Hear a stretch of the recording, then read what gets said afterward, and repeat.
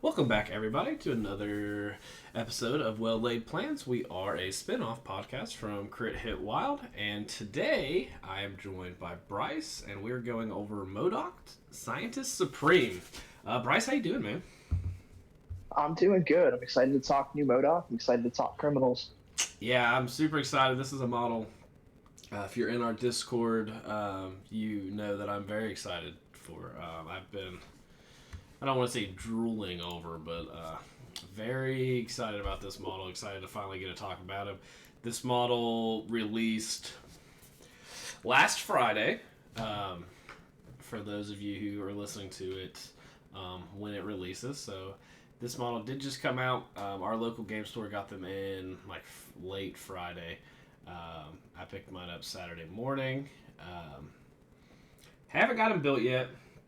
He's staring at me right now as I'm talking about him.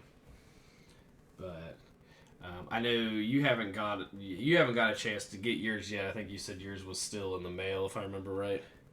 Yeah, I pre-ordered mine through Asmodee, so they're kind of a little wonky with it. Our game store actually got them in a little bit early, which I didn't know. A lot of stores did. I know. Yeah.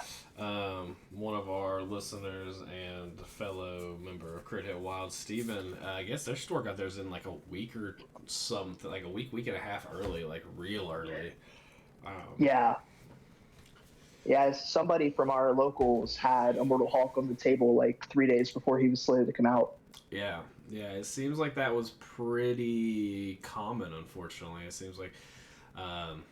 which was nice, which means it doesn't seem like they're having distribution issues anymore. It seems like they're getting stuff out, and we're not going to be having late releases or delayed releases. It seems like they're definitely in a good spot, but which is really exciting, really exciting. Yeah, I'm happy that they finally kind of cleared that up because it was real frustrating waiting for months for characters and watching people in like the UK like get them ahead of us. I remember I ordered Hood and Dr. Voodoo from the UK and got them in like a month and a half before we got them in here. It's like in the US, like that was like with like still pandemic shipping, so it was like a month shipping plus. It was rough, but thankfully they're in. No issues. Hopefully no issues going forward for anything model related. Knock on wood over here. I always say stuff that I gotta keep a piece of wood near me that I can knock on. But M.O.D.O.K Scientist Supreme is the new variation of M.O.D.O.K. He is a 4-threat model. He rolls 3 defense for physical, 3 energy, and 5 mystic. He has 7 health on his front side. He is a 4-threat model. He's size 3. He moves small or short. On his backside, his same defenses, he goes down to 5 health pool. And he's got 2 attacks. He's got the Doomsday Chair Arsenal. It's a range 4/5 dice attack. You can choose for it to be physical or energy. After the attack is resolved, you gain power equal to damage dealt. It has a wild to give the target character Incinerate. And then his Spender is a mystic attack that you can advance to target short and has a wild before damage is dealt. The character gains stun. It's really nice that that's before damage is dealt. That's range 3/7 dice. It costs 4 power.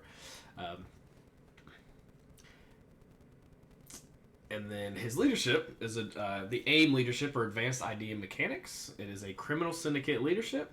And then once per turn, when an allied character is attacking or defending, if it is holding or contesting an objective token and has 1 or more wild rolls results in its roll, it may change one of its dice to a hit or a shield, which is really nice. It's not once per turn.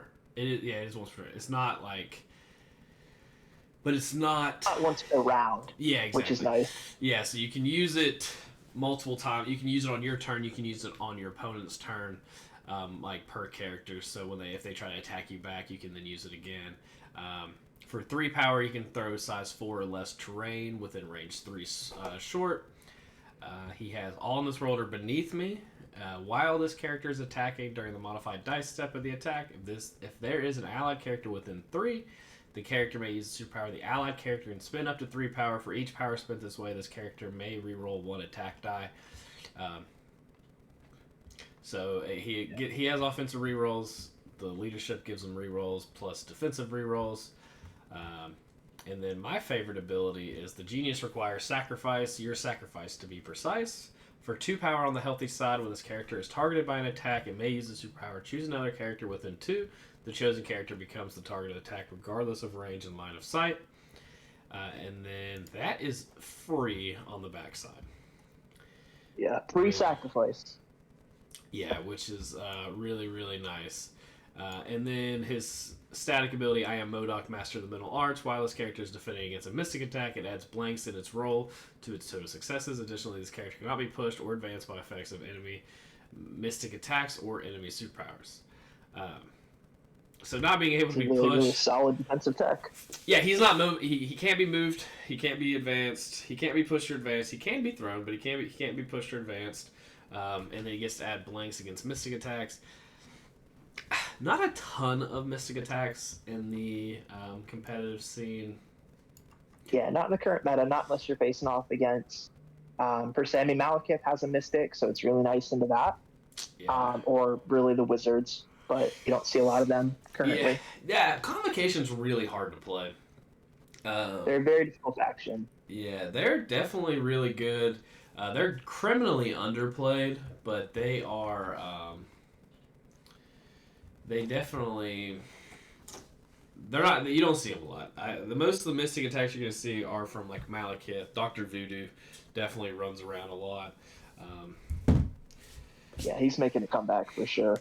He should have never went anywhere. That model was absolutely busted. Like, he went away because I think the collective competitive scene was like, we don't want this model nerfed. If we just stop playing him, maybe people forget that he's, like, broken.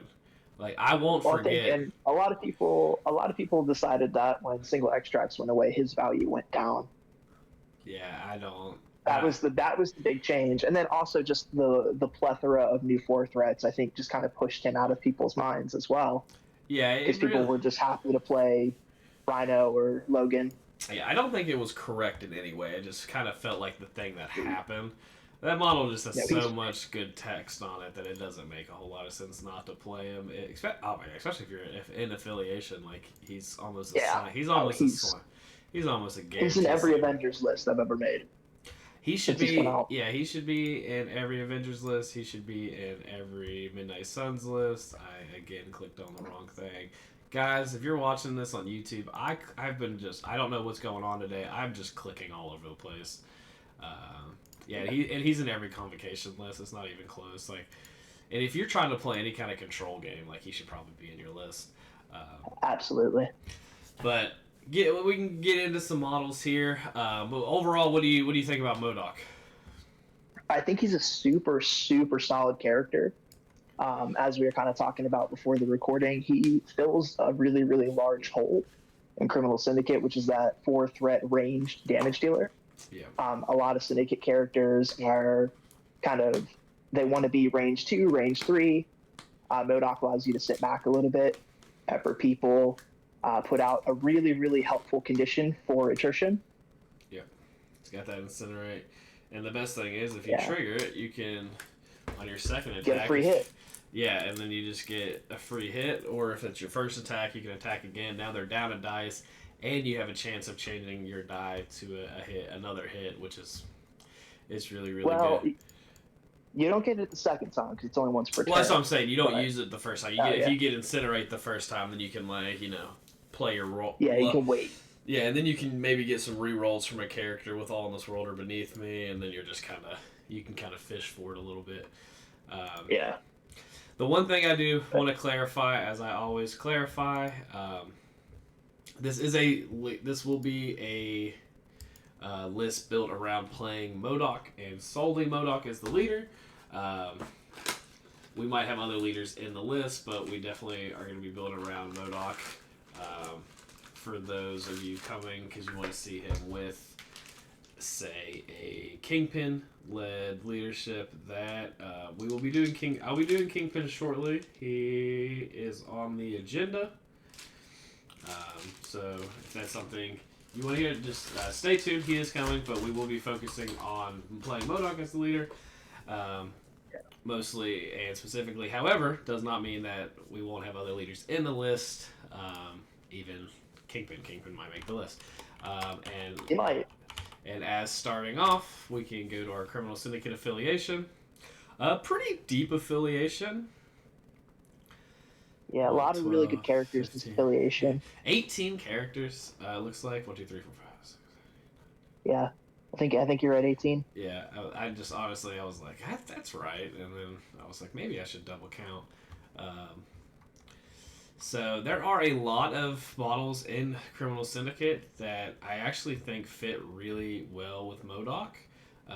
Absolutely. Which is kind of funny. I was putting out a roster and I put 8 affiliated characters in it right away.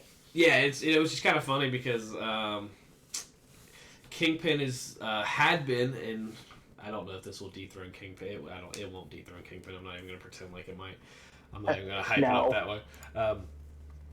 But like even Kingpin doesn't. There's not that many criminals that play. They play better with M.O.D.O.K than they probably play with Kingpin overall. Absolutely. Kingpin wants a lot of splashes because he wants a lot of different things, but M.O.D.O.K really wants people to be benefiting from that leadership, and a lot of the criminals want to be benefiting from that leadership. Yeah, and then like your Shadowland Daredevil, I think there are kind of the same boat. I think there are a lot of models that in Criminal Syndicate that fit with the Shadow War affiliation leadership under Shadowland Daredevil, but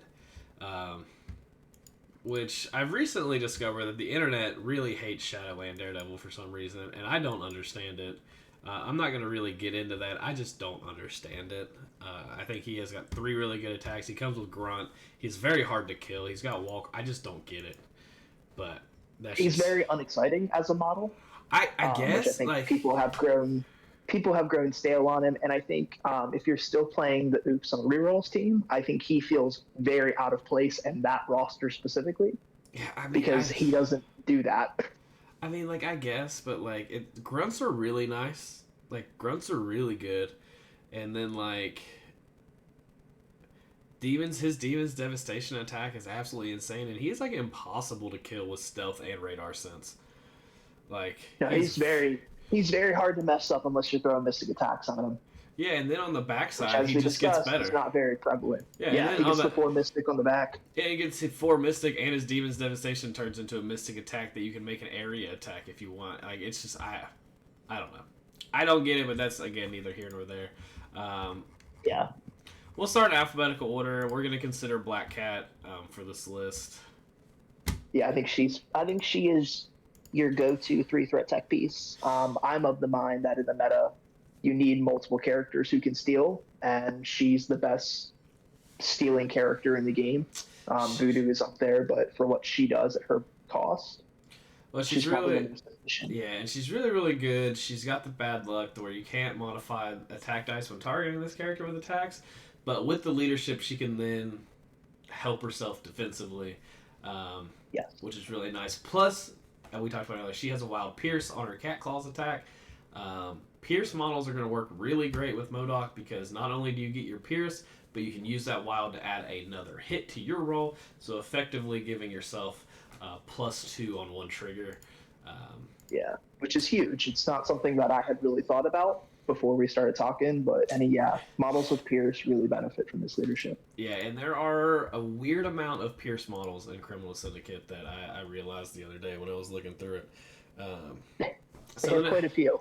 Yeah, so the next model alphabetically is Bullseye, also a model that's going to be considered for this list because he's in affiliation 2-threat, which is just almost an auto-include if you have that.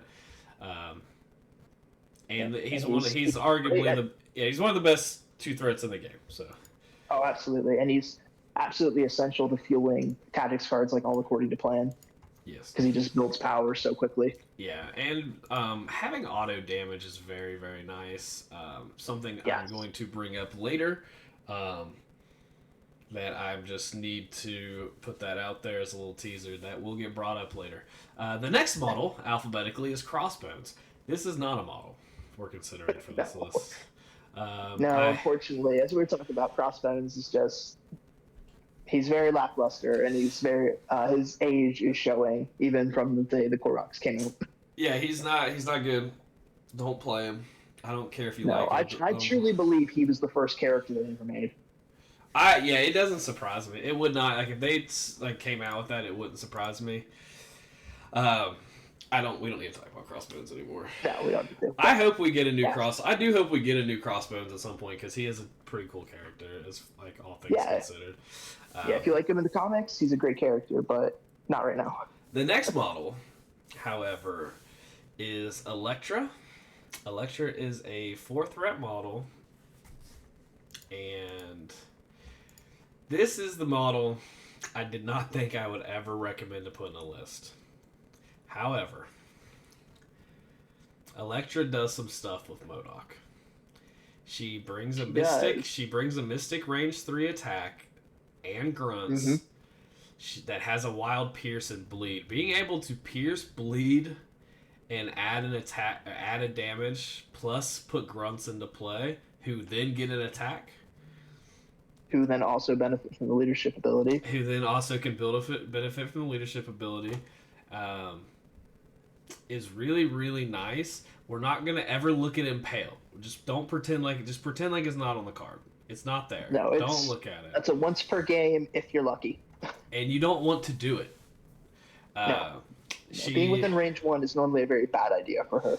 So, the biggest problem is she doesn't gain power all that well. She has Out for Blood. When this character deals damage to an enemy character with an attack or superpower, after the attack or superpower is resolved, the character gains 1 power. She does have Stealth, which is nice. Unfortunately, her attack is range 3, so the Stealth isn't perfect. Not stellar. It's not great, but she does have Martial Prowess as well, which is really, really good. That when she's targeted by an attack within 2, it may use a superpower. Instead of rolling dice equal to his defense, it rolls 5 defense dice since the character suffered no damage from the attack. After the attacker is resolved, the attacker suffers 2 damage. So it's not bad. Yeah, not a bad superpower but this also works with the leadership, because it's 5. You're rolling 5 defense dice, and you can, if you hit a wild, now you add a shield, so you can almost guarantee the 2 damage. The hardest part with this is going to be having the 2 power ready. She has a 6 and 6. She has a 6 and 5 health pool, so she's not the most sturdy character. She's very average as far as durability goes, with 3s across the board. But with this team, I think you're going to be able to do things. You're going to be able to keep the defense. I think she's going to pretty reliably be able to deal damage with her ancient throwing blades. I think the blades do, she's consistently putting out damage with those, and then she does have the assassin step as well, which is a range 1 place, so she really can actually get out of range 3 after she's done attacking. So that's the cool problem, thing. like you said, though, is that she doesn't generate enough power off one attack to be able to do that. That's the problem. So that's the thing. Like, so like you can move into range 3 with the power you gain for the turn. You're gonna most likely deal a damage with your attack. Now you have 2 hours, so now you can get out of position.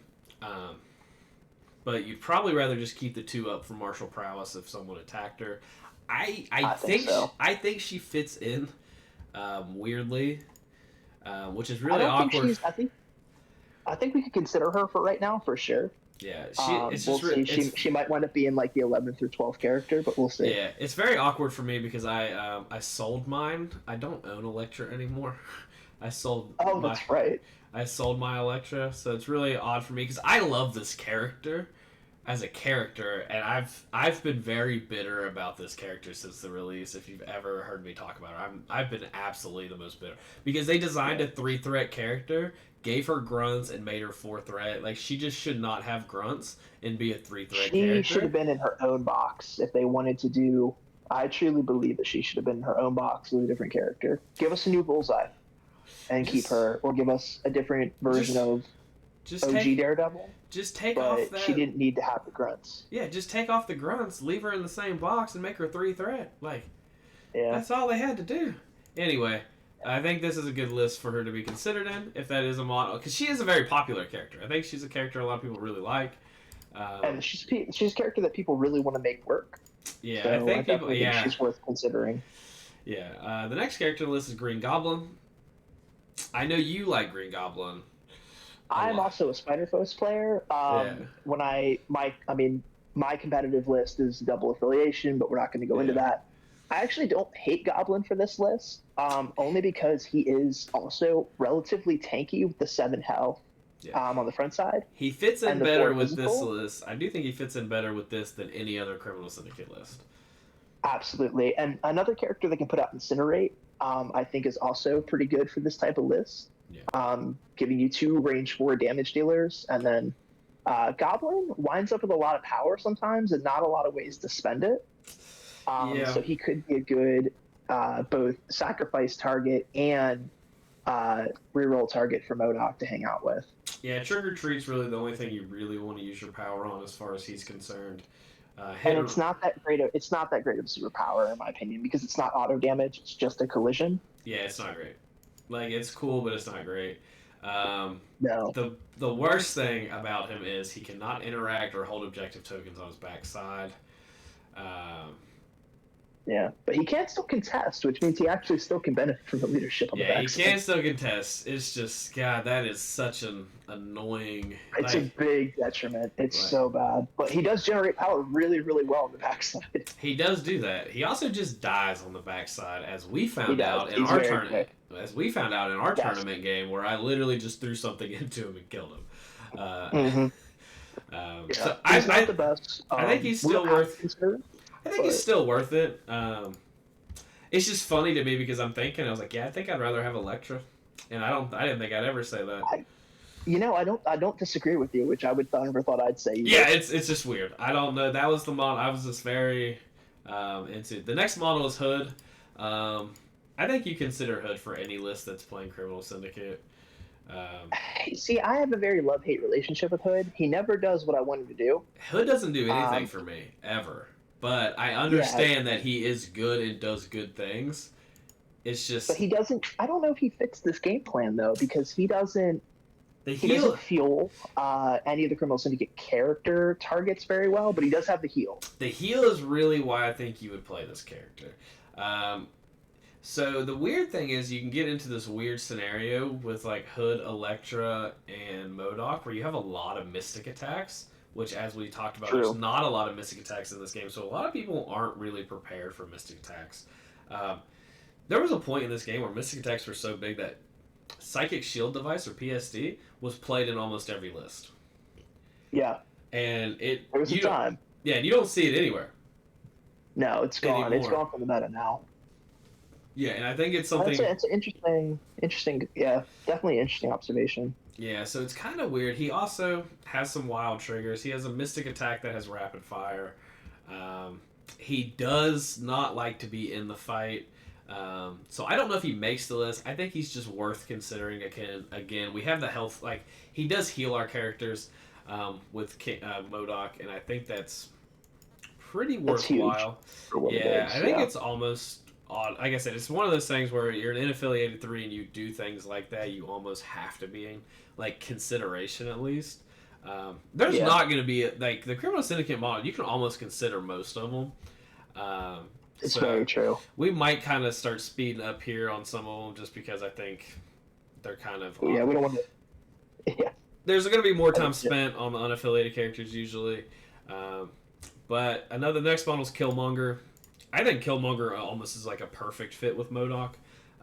I think so too. He brings energy attacks. He's got pierces. He's got staggers on wild triggers, which are only better under our leadership. He has special forces. He's got focus on the kill. He does a lot of very good things. I think he's pretty easy to include. I think he goes in.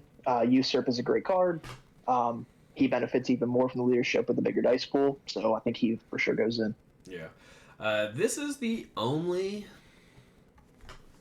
affiliated list I think Kingpin fits in under any of the Cabal leaderships, any of the other Criminal Syndicate or the Spider-Fed leaderships. I think this might be the only leadership you would take Kingpin in that's not his own, obviously. Mainly because of the wild triggers, plus of how his solid frame and intense physical conditioning.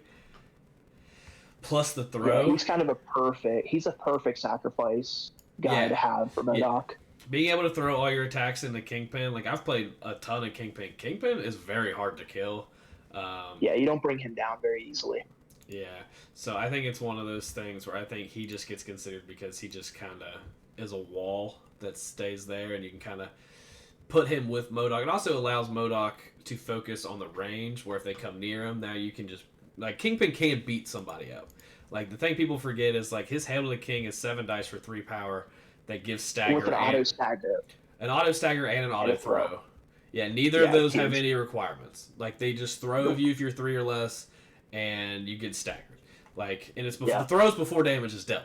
So even if he kills you with 7 dice, you're still getting thrown into somebody else or away. No, he's. I think he is kind of perfect pairing.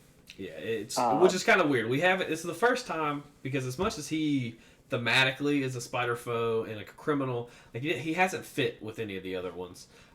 No, which has been awkward. But the next one is Kraven the Hunter. I think Kraven is pretty good in this list. And I'm not a huge Kraven the Hunter guy, but Expert Tracker and Corner of the Beast are 2 really good attacks. He already has a natural reroll built in, so that helps with getting the wild triggers. Yes, the natural reroll is so very good on attack and defense. And I mean, he's a 3-threat in affiliation that has rerolls and can add. We're like his biggest flaw is he dies pretty quick, but like we can now help that a little bit more. Even if he's there to put out 1 turn and he feels all according to plan for you, I think his job has been done. Yep, I agree. So I think he's somebody who we should definitely consider. We cannot consider M.O.D.O.K 1. Sorry. So sad because he fits so well with M.O.D.O.K 2. But... Weird, yeah, no, it's crazy how that worked out. That they'd be really good to play with each other, but alas, we do not have that luxury. So the next one is Mysterio. I'll let you try to convince me that we should consider Mysterio. I am very anti-Mysterio as a character. He doesn't do anything for me, and his only job is to stagger a model and then use the Grand Illusion, which is just like one of my favorite cards in the game. It is one of the better tactics. It's kind of a perfect. It is a good tactics card, but it takes him forever to fuel. I don't think he's actually the worst character to pair with M.O.D.O.K, only strictly because he is a decent sacrifice target, forcing your opponent to pay more power to attack him, which is not something they want to do. And he's got stealth, so they can't just like pick him off the board if they want to try and get close to you. He's got tricks and traps to move away, but still stay within range 2 of M.O.D.O.K for the sacrifice stuff. I don't think he's a terrible model here. But I do think that he is going to get pushed out by some other characters later on, so I'm okay with leaving him out. All right, I'm cool with leaving. Well, you know what? This might be the only time he gets included, so... Wait till you do your Spider Foes. I think he fits very well in Spider Foes as far as what they want. I think I would have to put him in Spider Foes just for thematic purposes. Like, I don't think I could leave him out. Absolutely, but I think you can leave them out for criminals. Yeah, I would agree with that. The next one is Omega Red, who, in my opinion, is probably the most underrated model in Criminal Syndicate. Mainly because there are a lot of 4s now in affiliation, so it is hard for him to fit in lists. However, he is very good. He does a lot of good things. He's a great model. Yeah. Yeah, he just, like, that 4 spot is so competitive that he just doesn't make it in a lot, even though he has a lot to offer. Yeah, he's really hard to kill. He doesn't benefit super big from leadership. I don't think you use his spender a lot. But yeah, he is hard to kill. And he's got the ensnare, which more control is always great. Yeah. But he's going to poison M.O.D.O.K if you put him next to him, so that's not a great thing. Yeah, that is the... his is only enemy characters. His does specify enemy characters on Death Spores. Okay. Yeah, it's enemy characters that end their activation within 2 of him, and at the end of his activation, enemy characters within 2 gain this poison special condition. Thankfully that is because so a lot of time mainly before Rhino's really what kind of pushed him out of my Criminal Yeah. Syndicate list. But like I'd put him and Kingpin on one side, and you never like they stayed around. Like you did No, not get on a them. B shape. That's an unremovable flank. Yeah, you did not get them off the table. And they hit hard. He heals himself on his builder attack plus death spores. So if he goes around, you can take 2 damage and then heal both of it if you can coils twice, and then just put 2 damage on somebody. Auto damage is always really good. Plus you can move someone in, get someone off a point. True. I think he's worth consideration. I just think, however it does, then like there's just a lot of 4s. It's really hard to fit him in. I agree. Rhino, also a new character. He's got a really great tactics card. Probably someone that you're probably almost always going to consider if you're playing Criminal Syndicate, regardless of what you're playing him in. I think he's one of the auto includes for me. Like I said, I like steals. I like tanky characters. Rhino brings both. And he really likes M.O.D.O.K's leadership with the extra dice that he gets from Stampede.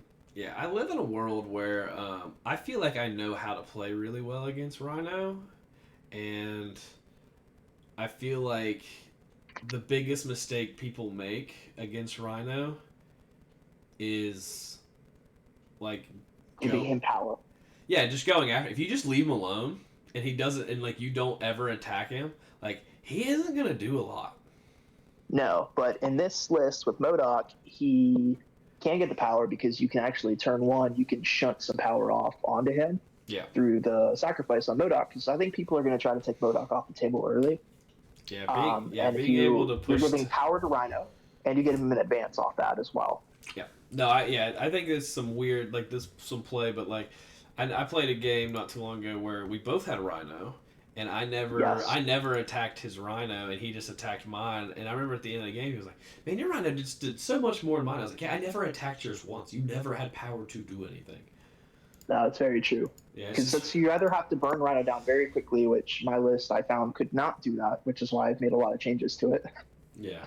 Or you have to ignore him, which is also, depending on the agency of the matchup, is not always in your best interest. Yeah, and that's the thing is and you know the type of list I play. So like I don't really worry about Rhino. Your Rhino can do whatever he thinks he can do. Yeah. A lot of the things he tries to do don't necessarily affect the way I play the list, and it's kind of funny. And I wish it affects the play style in any way. Yeah, he just doesn't do anything. So the next model, Shadowland Daredevil, we talked about it a little bit earlier. He doesn't fit super well.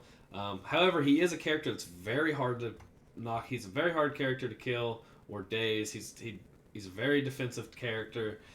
He's got some really good attacks. He also has grunts. He just gets better on the backside, going up a health point, getting a mystic attack, flipping his physical and mystic defenses, and having the ability to make his Demon's Devastation a area 2 attack with 9 dice for 6 total power, which you'll probably have if he gets flipped, which is crazy insanely good for the little amount of power that costs. And you don't have to do the area if you don't want to. I'm not sure how well he fits here. Again, 4s are really hard, so there's going to be some tough decisions to make at 4. I think he's one of the ones that I think, unfortunately, we have to cut. I think in a world where you're playing multiple leaders and kind of pushing around your leadership, I think he fits perfectly as kind of a toolbox. But specifically in a M.O.D.O.K-led list, I think he's probably one of the 4s that you unfortunately have to leave at home. Yeah, I don't think that's incorrect anyway. I think I agree with it. As much as I do think I'm much higher on him than the rest of the world is apparently. So I'm cool with leaving him out here because, again, I don't think he benefits very much from the leadership, except for, but I guess that's the biggest thing is, too, he doesn't affect the defensive part because a lot of times you want to change, like, if you roll, like, 3 blanks or 2 blanks and a wild on 3 dice, like, he's already got 3 successes. Like, he is very tanky defensively, so it's kind of, you're really on the offensive side. And he doesn't benefit as much from that. The next model, Sin. I don't see any reason to include Sin in this list. No, neither do I. All right, enough said. Taskmaster comes up next. Taskmaster's kind of an interesting one because he does have some wild triggers that he likes. I'm always pretty underwhelmed by Taskmaster, unfortunately. Yeah, he just doesn't. He wants to do things that it doesn't feel like there's a list for him that wants to facilitate what he does. Which, Yeah. I mean, getting attacked twice is not terrible for him. So again, another M.O.D.O.K bodyguard target. But I think, as we're going to find, there are a lot of characters that can be bodyguards for him, and I don't think you necessarily need to bring Taskmaster for that specifically. Yeah, getting martial artist is nice. However, his is range specific, which is the fun thing with Shadowland. His isn't range specific, so it's kind of iffy. I'm not sure we consider Taskmaster. I'll leave it up to you. I don't think so. The only argument that I think you can make is that he has a range 3 Counter-Strike, which goes up to 6 dice if you've attacked him twice, but I don't think that's really worth putting him in the list for. Yeah. There's models that do similar things that are more utility. I was going to say that have more well-rounded. Yeah. The next model is our affiliated 5-threat, and that is M.O.D.O.K. I will let you talk about M.O.D.O.K. He's the model that made me play Criminal Syndicate. He's the model that kind of pushed me over the edge. He's very, very dynamic as far as what he wants to be doing. I mean, he's a 4/3/4 with 7 health, damage reduction. He is somebody you're not going to take off the table very easily. And in addition, he has a 3-power superpower, Crushing Leap, which is an action. It's a ranged short advance, followed by a range 2 place, and then he gets to make a 6-die attack with a wild push that affects size 4. And it's 6 dice. So he's so mobile and he's so tanky that you put him in a point and he really can win points by himself. And not many models can take him off the table very effectively. In addition, I mean, he's got a size 4 throw, which is always great. I mean, it's terrain only, but throwing size 4 terrain is one of the best ways to remove models from the table. Yeah. Ask Red Skull. The hardest thing for me with him is that it's the box he came in. Yeah. Because he came with Bill. Yeah, and I just think, in my opinion, I feel like Beta Ray Bill just outclasses him almost in every aspect, which is my answer is playing both. Yeah, which is I don't have a problem with that. I for a while had both on my list. M.O.D.O.K has fallen out of my Criminal Syndicate list. I do believe that he fits in really well with M.O.D.O.K. This is his affiliation. Yeah, he fits in really well with M.O.D.O.K. I don't think he fits all that well with Kingpin because he wants to fight so much. Yeah, he gives you that attrition option in a Kingpin list, but you need something to facilitate that, and M.O.D.O.K does that really well because M.O.D.O.K wants to be attacking incinerated targets. Yeah, he wants to be attacking and really beating up on them. Yeah, he wants to use his power and he wants to attack, not really things Kingpin actively wants to do. Being able to get a wild push that does an extra damage is super nice. But as a 5-threat, he's not the most reliable damage output. But he is mobile. He is mobile. That's his biggest advantage, in my opinion, because if you really need him to, he runs away. And he hops on a point, takes something, and runs with it. And him and Black Cat both do that really well. Yeah, and that was kind of the only real issue that I had with him with Kingpin is him and Rhino. You don't always need both of those. I think the utility is going to be really nice to have a 4 and a 5-threat doing it. And I think this list is going to have enough to where you're not really auto-playing both of them. You can kind of pick and choose what point values you want to play them at. Which will help him a lot because I feel like when he came out, a lot of people just kind of slammed him in like Criminal Syndicate and were just kind of playing him in every game, and it's like you don't need to do that because again, kind of. No, I definitely forced him. I was one of those. Yeah, and like I did. I played when he came out. I played 5 or 6 straight games with him before I really realized that he's not doing what I want to be doing or really what Kingpin wants to be doing because he doesn't like his tactics card.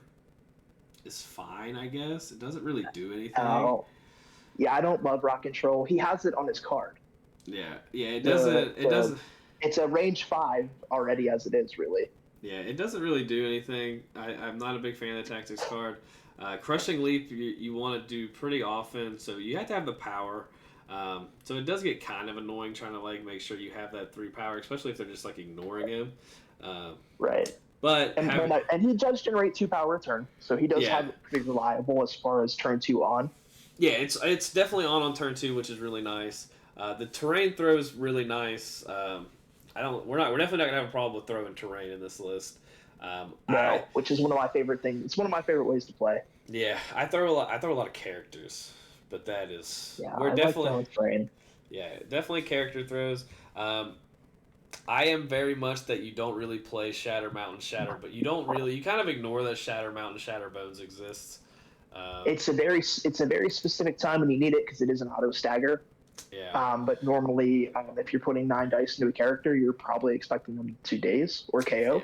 Yeah. For 5 power, you're dedicating a lot in that scenario to kind of hope for the best. He's giving up effectively 2 pounders or not 2 pounders, 2 crushing leaps really with it.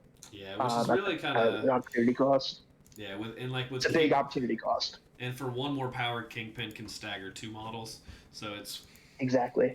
It's just kind of awkward, but again, I think he fits in well because we don't have to play him every game. At least that's the way I would view it. I don't think he has to be played every game, just because we help him on his attacks to get some more damage, so he has the power. Also helps him defensively. He does, which he likes. He does reduce damage, but he doesn't have any ways of rerolls or anything of that nature, and he can die, and he can die fast. If you just kind of be reckless with him, he definitely can. Yeah. And where he wants to fight so much, he does kind of fall into that weird, where he kind of gets in a fight and then is like, oh, now I'm going to get punched a lot. So. Yeah. But I do think he does have that issue, but. Yeah, I think he's put him still. On a D shape, I think, is where he excels. Yeah, I think the way the list is going to unfold, it kind of fits him pretty well, or can fit him very well. So that's it for the in-affiliation models. We selected 12. So we're going to have some cutting to do. We're going to have some cuts to make. Yeah, so starting at your highest, like always, we'll do 8, 7, 6, 5, and then we'll go to 2, and then 4 and 3. The first one is Dormammu. It's not his episode, so we can't include him. Yep. The 7s are Malekith and Immortal Hulk. Both great models. I, however, am not sure this list wants a 7th threat model. I don't think it needs it. Yeah. You're going to hear me say that a couple times because I'm going to say it again on 6. I don't also think this list wants a 6th threat model. I think if you have U.L.I.K, I think you don't need another. I don't think you need a 6. We might want another 5, but I don't think any of the 6s. I mean, Hulk is just Hulk, so you can always put him in. But that's boring. It's a fun fact. That's the one I had brought up on the screen for all you guys on YouTube. If you play a 6, you play Hulk. He's the best 6. He's probably the best model in the game.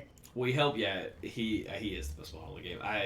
I feel like I've had that conversation too many times now that it's just he's the best model in the game.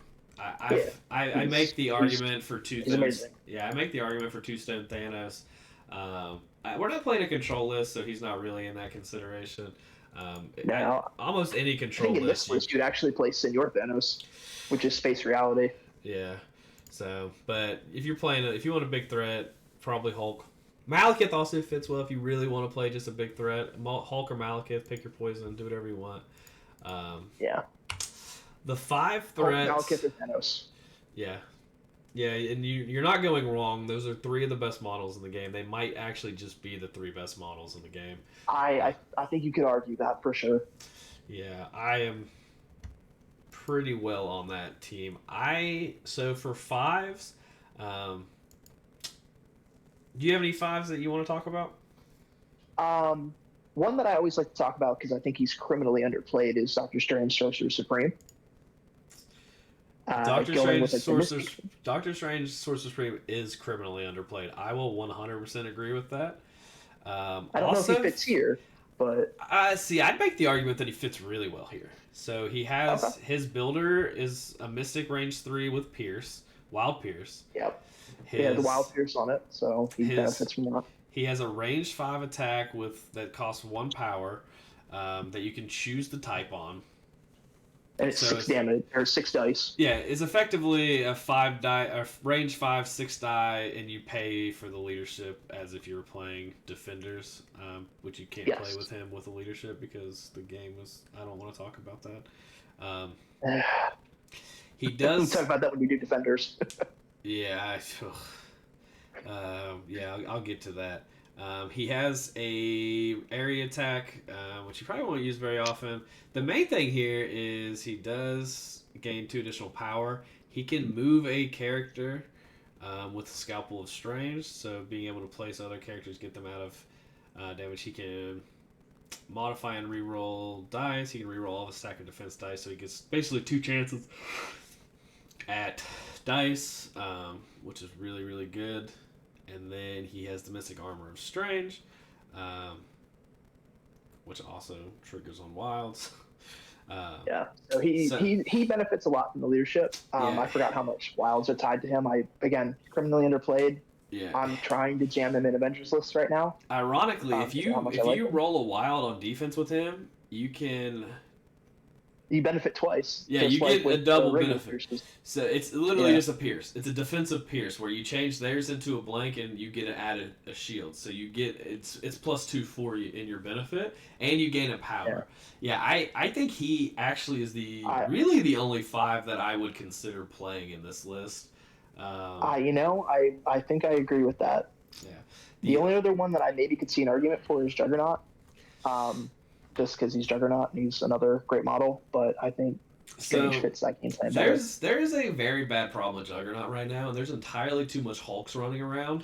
And that's true. Juggernaut, he just dies, and he doesn't die quick, but he just dies, and all your other team is dead already because Juggernaut got thrown into all of your team and killed them. Yeah. I KO'd a Mystique that way with Rhino. Robbery.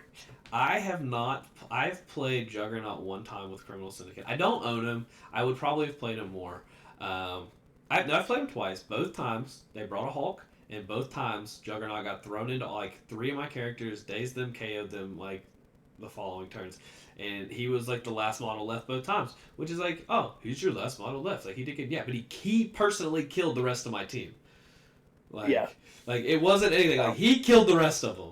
I'd say Juggernaut stays then, but there is Strange. I think Sorcerer Supreme. Yeah, I think he's the other 5 you consider. I actually think he fits better than M.O.D.O.K with the leadership, but M.O.D.O.K being affiliated is really, really helpful.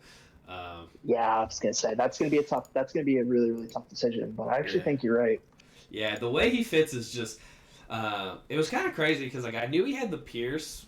Because he's definitely more offensive than the original Doctor Strange. And just after looking at it, I brought it up, I started looking at it, I was like, he literally benefits in every aspect. He likes the leadership a lot, actually. Well, and he likes, you can feed attacks into him because he has all that defensive tech. And like I said, all you have to do is roll 1 wild, and you get 2 full rerolls. You have 2 chances to roll the wild. It is only on energy and mystic. So the physical you still don't want him taking, but if somebody throws an energy attack at him or a mystic attack, Yeah, and M.O.D.O.K can take those pretty well, so.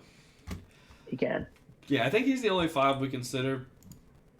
If you like Doctor Strange, the first Doctor Strange also not bad because of the heal and being able to add defense dice. He just doesn't benefit super much, but he's a really good support piece. Helps facilitate the Crimson Bands. Would be the only, because the wild also turns into a hit then. Yeah. So it alleviates a little bit of pressure on that trigger specifically, but I don't know if that's enough to push him over Sorcerer Supreme. Yeah, I don't think so. That's just kind of the thing that he can do. So next is 2s. I don't think there's another 2 you really look at besides Bullseye. No, I don't think. The argument is Toad. just for the criminal syndicate shenanigans that can arise. But if you're not playing Kingpin as a leader, I think Toad loses a lot of value. Yeah. There's a lot. I mean, Wong heals. Having a character just heals and gives out power. I mean, Wong is really funny because you literally just like he can just, which is really funny. So he can move. He can basically just give up. He can gain a power. He can meditate, gain a power, give a power away, and then just go like move once and get on like a B-shaped point, and then just sit there and try to heal people the entire game. I don't think it's really... The other option is he follows around your big threat and just keeps them alive. Yeah. So, like, Wong fits in pretty much any list because of just being able to do stuff like that, but also he can turn on Yuli's Crushing Leap on turn 1. Yeah. He can turn on a lot of things. He can turn Strange's Scalpel on turn 1 as well. Yeah. So he can do a lot of turning on stuff. I don't think it's enough. I don't think you want 2 2s. I think Bullseye being an in-affiliation 2 just is an auto slam dunk. You could probably make an argument for anybody. This is the one... I don't think there's a bad 2 in the game. I think all the 2s are good. They all have their merits because they're all specialists, but in this way, Bullseye is the one you want because he's affiliated. Yeah, and if you're playing any of the affiliations that have a 2, you play the 2s. Like, absolutely. Like, if you're playing A-Force, Avengers, or S.H.I.E.L.D., you play 2-point Black Widow. If you're playing Cabal and Hydra, you're playing Bob. Like, Cabal and Criminal Syndicate, you can play Bullseye. Honey Badger's in X-Men lists, and Honey Badger might be the one that probably makes the least amount of lists, but she's still probably in every X-Force, Weapon X, and, like, she's probably not in every Uncanny X-Men list, but, like, you at least look at her, you consider... take her spot. Yeah, but you consider her... There's so many good X-Men, you don't really have to have that too. Like, Nebula and Rocket are in your Guardians list, you know, like, so, and so forth and so on, but I don't, like, again, we don't have to spend a lot of time on 2s. I think it's Bullseye. I don't think it's something we really have to look at. No, we're already at 13 characters. I think 2s are the first thing you cut. I can tell you right now, this is the least amount of characters we've had going into 4s and 3s. But, again, it's mostly because there were so many... We don't want those big threats. I don't think you really want, like, a 7. Or, like, a lot of times you end up with, like, a 7, a 6, another 5, like, and then, like, 2 or 3 2s to pick from. Because a lot of the lists we've done so far have not had an affiliated 2. So it's been kind of awkward. You have to make your own in that way, yeah. Yeah, but there are going to be a lot of 4s and a lot of 3s we probably want. Absolutely. So I'm going to put it up to you. Do you want to do 4s first, or you want to do 3s first? Let's do 4s. 4s are my favorite. 4s are my favorite too, so I want to talk about them earlier rather than later. Yeah. And there's going to be a lot of 4s. There are. Alphabetically, the first one's Agent Venom.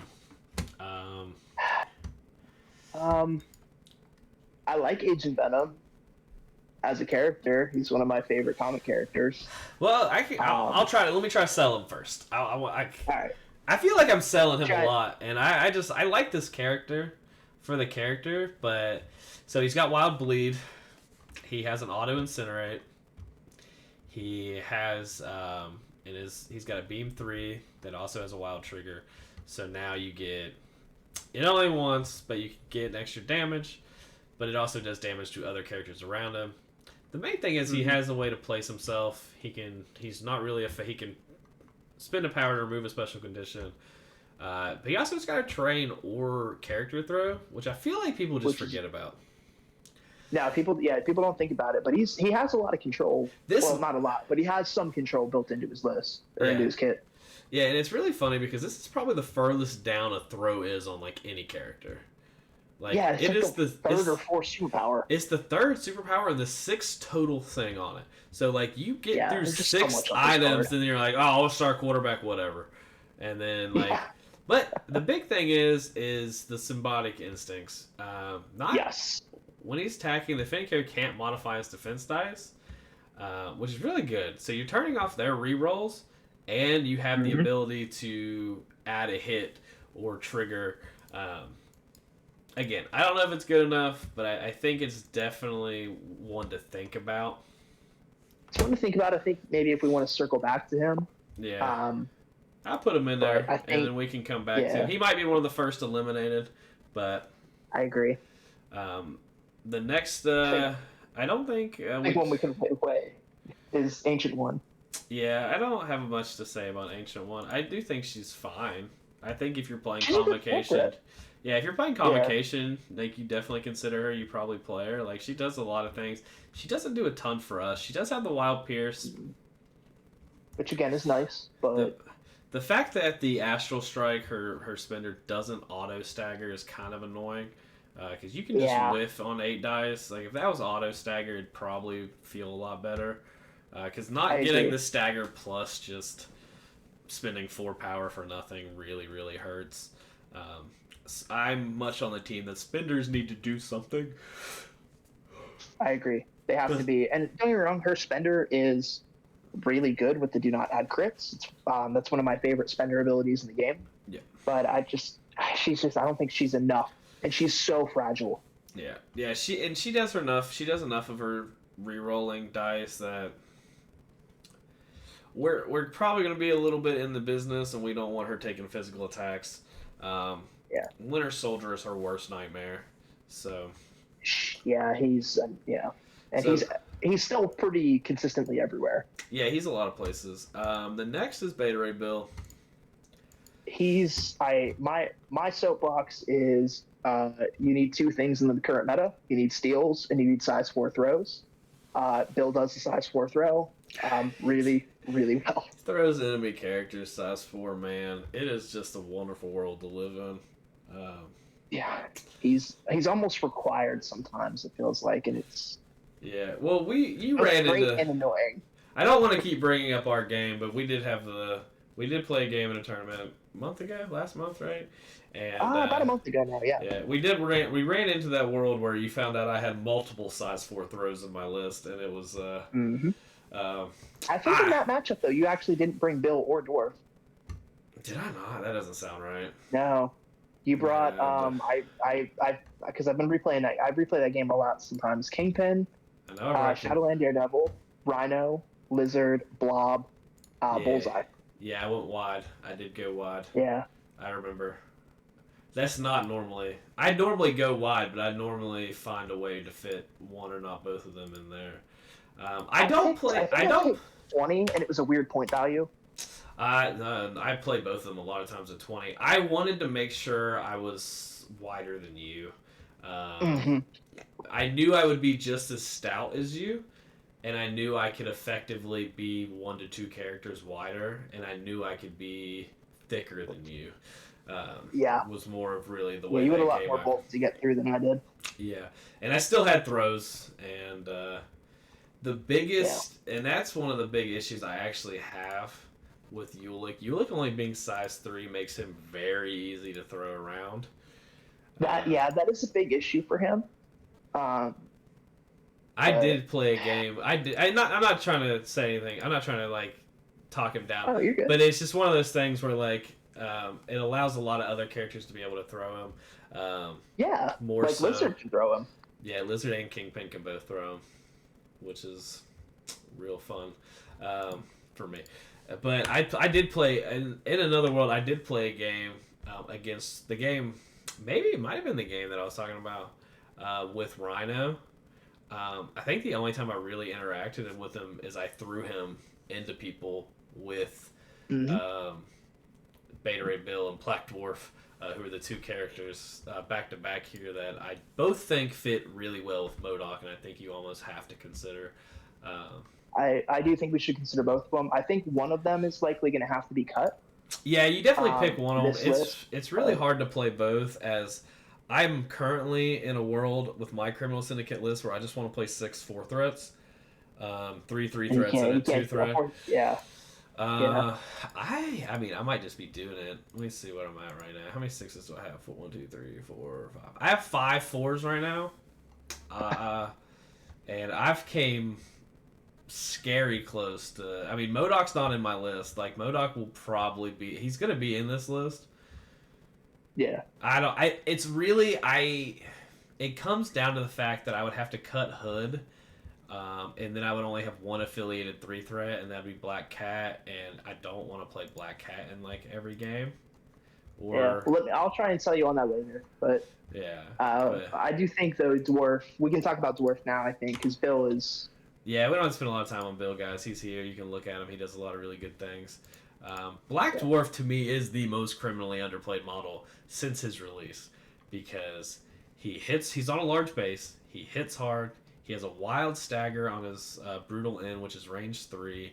He has a character or terrain throw that's size 4. He has damage reductions, and he has bad bodyguard, but he has intimidating presence.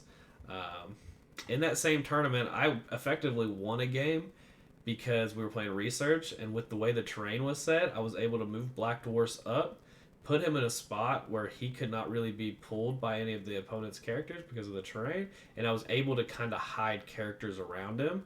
That way, he was always able to bodyguard, plus the other characters couldn't be pulled or really pushed because of terrain. It was really funny because after the game, the person I was playing was like really kind of like, you just put dwarf there, and then I just couldn't move him or I couldn't move anybody else, and I'm like, yeah. On his size 4, which also helps quite a bit. Yeah, so, he's I think for sure he's in consideration. Yeah, and that's the thing with him and Rhino at size 4 that helps because like if he's getting thrown around, it doesn't feel as bad as like if you bring like a Juggernaut who's getting thrown around, and then Juggernaut's got to move back into position, and then it's like it just feels kind of bad getting Juggernaut thrown into and killing your other things. Where Black Dwarf doesn't feel as bad because he's 1 point. It's really just that he's 1 point less, and he's a 4 threat versus the 5 is really the only real difference. But he has the ability to stagger. I think he does good things. I think he's a solid character. I go down a little bit for the next 4. So what's the next 4 that you had that you want to talk about? Panther, Swan, Blade, Captain America. I think Swan and Blade I don't think fit here very well.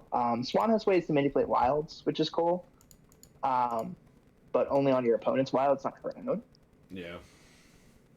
I love Panther as a character. I think this time last year he was an absolute home run in Criminal Syndicate. But I think for what you need in this list right now, I don't think he's as relevant. Yeah, we've got 3 really good 4s that have came out since then. It's the unaffiliated 4s have to kind of fit a very specific niche. I think it's a tech thing, right? Like Bill and Dwarf both throw size 4. Yeah, that's really important. Yeah, and they do, and then it's like they do the thing you really want, plus they just have so much other stuff on their card. And not that Panther doesn't; he does a lot of stuff, but you got to take out the leadership. And without the leadership, his card looks kind of bleh. He has for 2 power. He can reroll all his attacks in a turn, which is really, really good when you need somebody dead, because he has both a physical and an energy. Yeah, the pounce is really good. He's got the pounce. And he moves long. He's got count blanks. Yeah. He's a great character still. I just think for what we're building right now, I just don't think he fits. Yeah, I think that's kind of the odd part for him, unfortunately. I'm just kind of pulling up random people for those on Facebook. But yeah, let's see. Swan and Blade, I don't think fit. Steve, I love Steve as an Avengers player, but he is not somebody you really splash. No, not always. Yeah, you're not really splashing. You're really kind of if you're either playing Avengers or you're playing like a dual affiliation type thing. I think the next character that really gets consideration is Dr. Voodoo. I was actually going to say Dynamo. So I had him pulled up and I was looking at him. I'll let you talk about him because I'm never really always sold on Dynamo. The only reason I've been sold on Dynamo is one of my local players who just had on Nick was playing Shield for a very long time. Yeah. And Dynamo kind of became a bit of a staple in that list. And then when he played X-Men, actually at the last tournament we were at for Charleston, which was last month, Dynamo basically just neutered my whole team. Nice. Dynamo with the range 4 beam, that's energy for 5 dice with a wild shock. He's putting that out so consistently, and in M.O.D.O.K, he's putting out even more damage, so his spikes hurt even worse. Furthermore, he can move himself back because he's got a range 2 place, so he really doesn't have to move all that much, so the short move doesn't really hurt him, or the small move. Yeah. And the disruption field for 2 power is a phenomenal superpower. I think it's one of the best reactives in the game. Being able to reroll 2 of your opponent's dice just makes them so sad.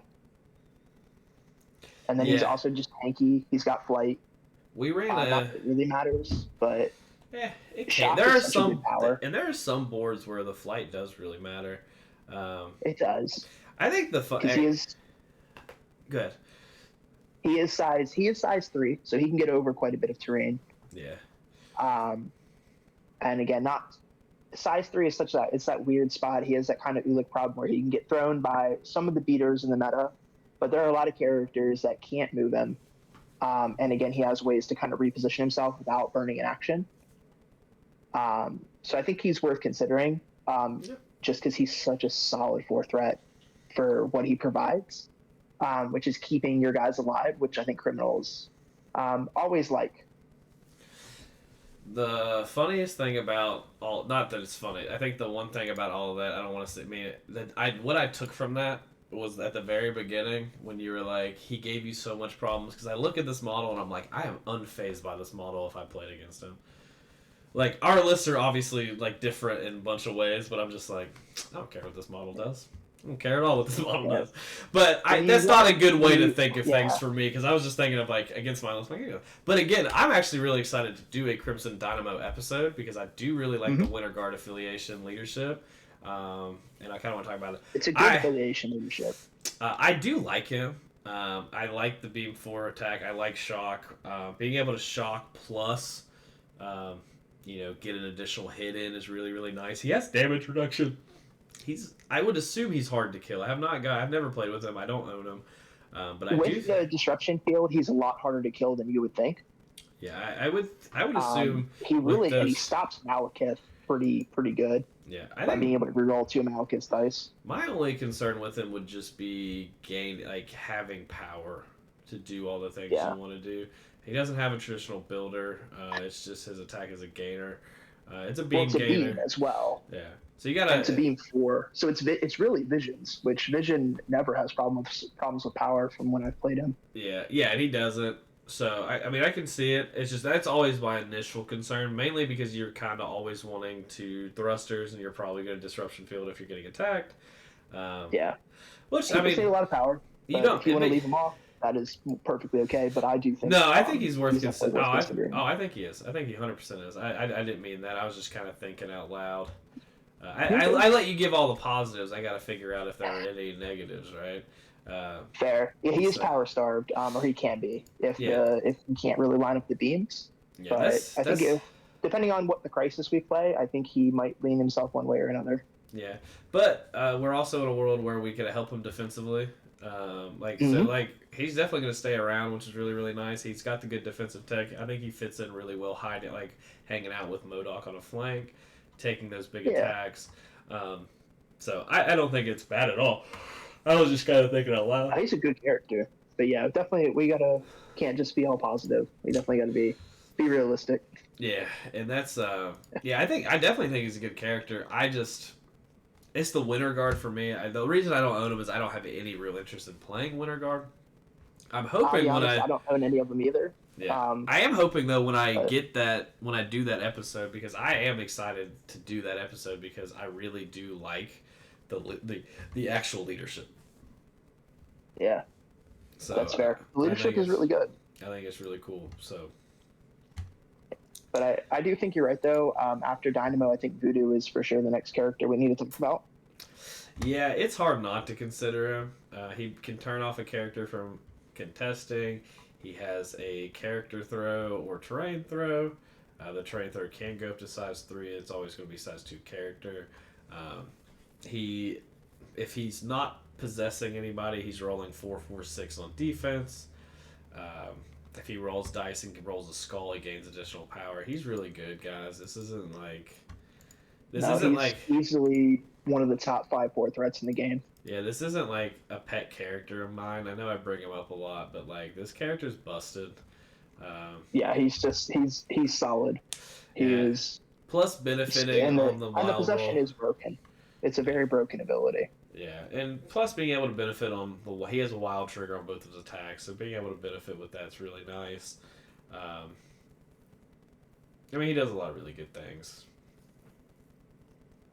I mean, it's the Brother Daniel token should just come back to him if he's dazed. Like, there's I think that's an FAQ coming. Yeah. You guys talked about it on Crit Hit Wild with Squirrel Girl. I think that's the fixed version of Voodoo, and I think that's what's coming. Yeah, I think they just honestly, and even then, like, and that does not change how good he is. That doesn't change anything. No, like it just forces him to spend a little bit more power. He's still busted without it. With that added. Oh yeah, I agree. The next model in alphabetical order that we haven't considered or talked about already is Emma Frost. And Emma Frost is really hard not to include in a lot of these type of lists because of her shield mine and telekinetic deflection. And at least in my opinion. Plus, on her activation, you cannot use reactive superpowers or reactive team tactics cards. But basically, having an auto, like having a 2-power Indomitable on a stick. Yeah, my only issue is that it doesn't prevent throws. Yeah, and that's my only issue with it. Yeah, because it would be that's really if you're in a meta where Black Order, with Fisherman Thanos is like everybody's jam. I think she's perfect. Yeah. But I think if you're in a meta where people are bringing a lot more big boys like Hulk, Juggernaut, Rhino, I just don't think she has as much value. Yeah, she's definitely she does good things because she can prevent herself from suffering damage from collisions, which is great. The one fun little thing that she can do is you can push off an attack to her, and then she can transform into her diamond form and make sure she has the really good defensive scheme there, and basically prevent herself from being affected by any condition because.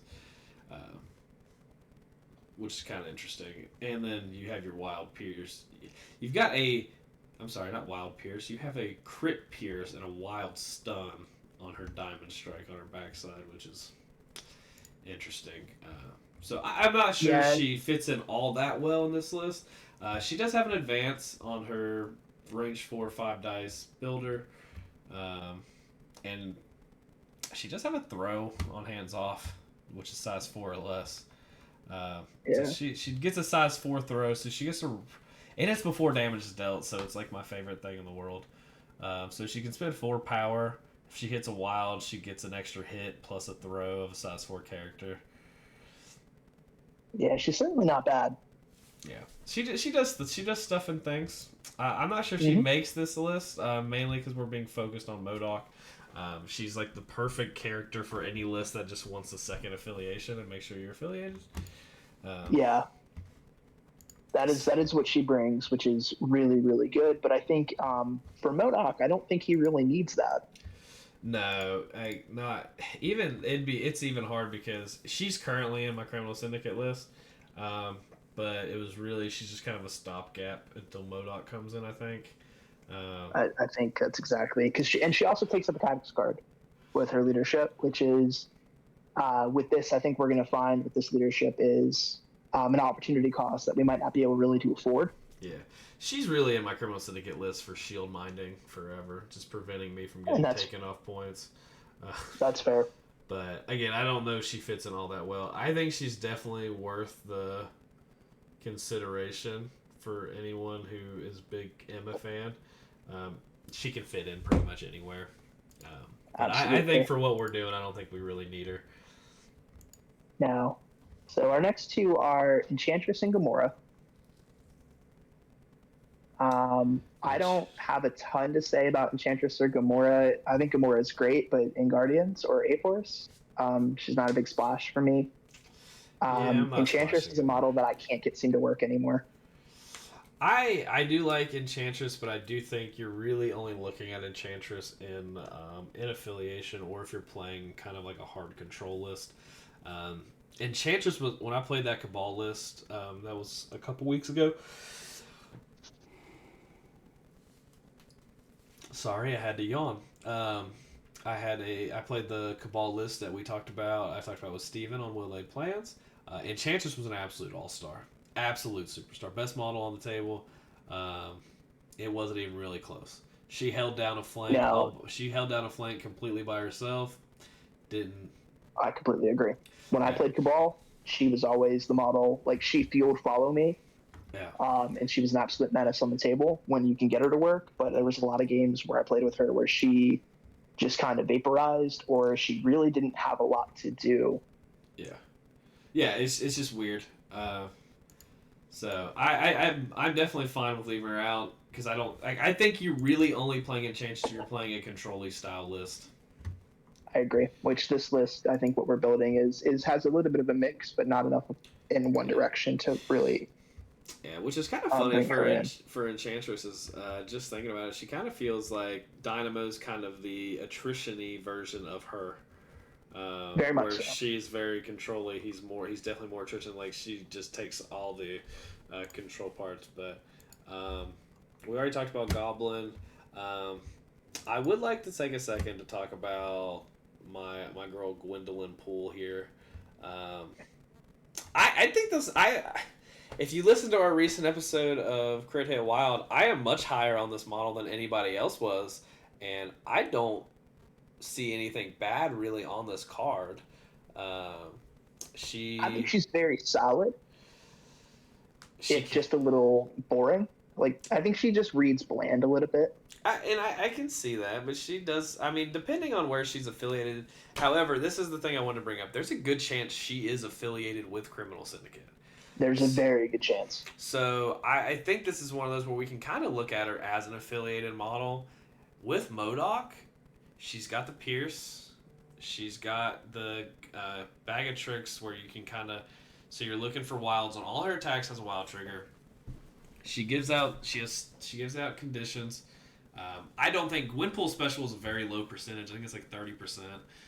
However, if we hit the wild, we can make the hit. So we're really only looking for a wild on it, which a single wild on 4 dice, I believe, is like 47% or something like that. I'll get that exact answer shortly. She's also able to place herself within 3. She can modify. She can reroll attack or defense dice with her powers. She also has damage reduction, so she does a lot of interesting stuff. She's also got a little shark on her card and model, and I think that should be considered or talked about just because it's adorable. Absolutely, yeah. I think she, like you said, I think with the bag of tricks, only really needing the wild with M.O.D.O.K makes her really a lot more reliable to push off at least one of those conditions. It's 46%. It's 46%. So we would have a 46. We would go from a 20% to a 4 or 10%. Hold on. To get wild hit on 4 dice, percentage wise, you're in the 20% range. Where with just the wild, you're at 46. So you're creeping on 50%. Plus for 50-50 with it. And for 1 power, you get a reroll. So like you have a better chance at it. So you're over 50% at that point. Looking for it. And she puts out some good conditions with that. I mean, shock, incinerate, bleed, and poison are all really good conditions. Those are probably the 4 of the best 5. Yes, slow is probably the other one that comes to mind. I was gonna say stun. Or stagger. I usually exclude stagger. Stagger is a 10. Yeah. I think slow is so good, though. It depends on the model for sure, but I mean, a lot of the big models that you want to put stun on are immune to stun. Yeah, and I only play short movers, so like I never worry about slow. Yeah. I just thought about that. I was like, why have I an entire team of web warriors, and it's hilarious. I was just thinking, I was like, why have I never worried about slow? And then I was thinking, Kingpin moves short, M.O.D.O.K moves short, Black Dwarf moves short. Everyone I play like moves short, and I was like, oh, I guess that makes sense. But yeah, I think slow. I can see slow being absolute. I think the only model I've ever got slow that it really Black Cat getting slowed is like end of the world. It feels like the world is over. So the cool thing with Gwynpool too is she's also going to get a tactics card that's going to do something. For sure. And it might. We don't know what it is yet. We don't know what it is yet. Be good. There's 3 in that box that I think they're all going to be new, and I think you're definitely, and it might be a Criminal Syndicate tactics card. So I am, again, I was much higher, like to a point where So if for those who don't listen to Crit Hit Wild, we grade the character at the end. I joined after they had talked about and graded the character, so I went on this exact same soapbox where I think she's really, really good. I mean, I think she's good, and I think she's going to fit in really well under M.O.D.O.K, and I think she fits in decent under Kingpin because of that Pierce affecting twice, that Gwenpool special being turned on just a wild, and Scorched Earth is a good attack. Range 4 for 8 dice. Gives Incinerate, gives Stun, and before damage deck, all characters within 2 suffer damage and Incinerate. Being able to place yourself around, getting the rerolls to help yourself survive, help yourself get more damage in, plus damage reduction. So I went on this whole soapbox, right?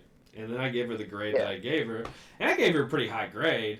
I gave her an A-, to be honest. Like, I gave her a high grade. I think she's a solid character. I think A- to a B+ is a great spot for her, and I definitely think we should consider her. So this is the thing. There's 4 of us normally on the cast. B-, C, and C- were the 3 grades they gave them, and I'm still just absolutely baffled by it because I don't. And I've listened to the episode, and I'm gonna tell them I'm saying I don't get it because I don't see anything bad on this card.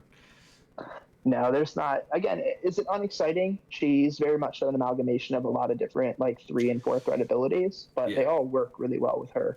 Yeah, she's one of those characters that I think the Tactics card, and I did say that, I think the Tactics card might push her to see more play. And I think she's mostly going to see play in her affiliations. I think this ends up being one of her affiliations, if not her only affiliation. Yeah, I agree. So, I think she may wind up in Avengers. That's the other one that I think a lot of people have kind of attributed because she was part of West Coast. Avengers and A-Force. They haven't been throwing every woman in A-Force lately, so they may have gotten away from we'll see if they get back on that kick or not. Yeah, so there's a good chance they could both be A-Force. Her and Spider Girl. Her and Squirrel Girl. Squirrel Girl could both be A-Force and Avengers affiliated. But I think she could. I think she could definitely be Criminal Syndicate. I think she's just worth it on that kind of aspect of. I don't know. Maybe I'm just crazy. I also think Shadowland Daredevil's good, so maybe I just don't know what I'm talking about. I don't know. Nah, I definitely think we should consider her though for right now. Yeah, I'm cool with it, and she's a cool looking. She might be one of the better looking models the game's ever really put out. Like, it's a beautiful model. Yeah, she is a phenomenal model, phenomenal card art, just very cool. Yeah, and I'm kind of hopeful, like, if you can just, like, if the shark, like, has kind of, like, that Jonathan effect where you can just, like, leave it on a point and go do whatever you want. It sounds really cool. I'd like to do that. I like that. I think that's a cool little ability, and then it's like, oh, well, you scared it, and it ran back to its owner. It's like, I think that's a cool little ability. Yeah. So the next one that I think you talk about is probably Logan. You kind of combine him and Sabretooth. Yeah, I think they're kind of a pick your poison. I think with criminals, Logan certainly works better than Sabretooth. So I'm on the opposite. Biggest problem is power. Yeah, so I'm on the opposite end on that, just because Logan doesn't really want to be near people. He does not. So he's very much so for specific reasons you're taking him. I think I was listening actually to Omnis Protocol today while they were talking about criminals, and very timely that people are talking about criminals right now. Yeah, you're definitely going to have Logan a lot of criminal talk around right now. Yeah. Logan on a D is where you play him. Yeah. You can line Rhino up on one side, Logan up on the other. You don't really give your opponent a very good option to go into him, especially on a pay to flip. Yeah. Where they have to stand there and hold it, or you're just going to go over there and you have with Logan it's like a 75% chance to flip it if it's uncontested because he has 4 energy. And Logan has his own rerolls. So I definitely think he's worth considering, specifically if we were thinking about playing a D shape. If that's not in consideration, I think Sabretooth Apex Predator is the better of the 2 models in that regard, specifically just because Apex has a lot more that he can do on the table. Yeah, I think I'm just going to go ahead and add both of them because I think we can consider both of them. I think the hardest part really on both of them is they both want power. Logan doesn't need it as much just because, he's got a 5-die builder with built-in Pierce, so he really benefits from it. Sabretooth does as well. Yeah. But Logan's got the place on it. Yeah. So, and the thing is, like with M.O.D.O.K, it's a little odd. I don't know if we're actually going to we're probably not going to want to play a D. Uh, Probably that I, not. that I can think of. But again, I think they're both worth considering. Absolutely. They're both really good models.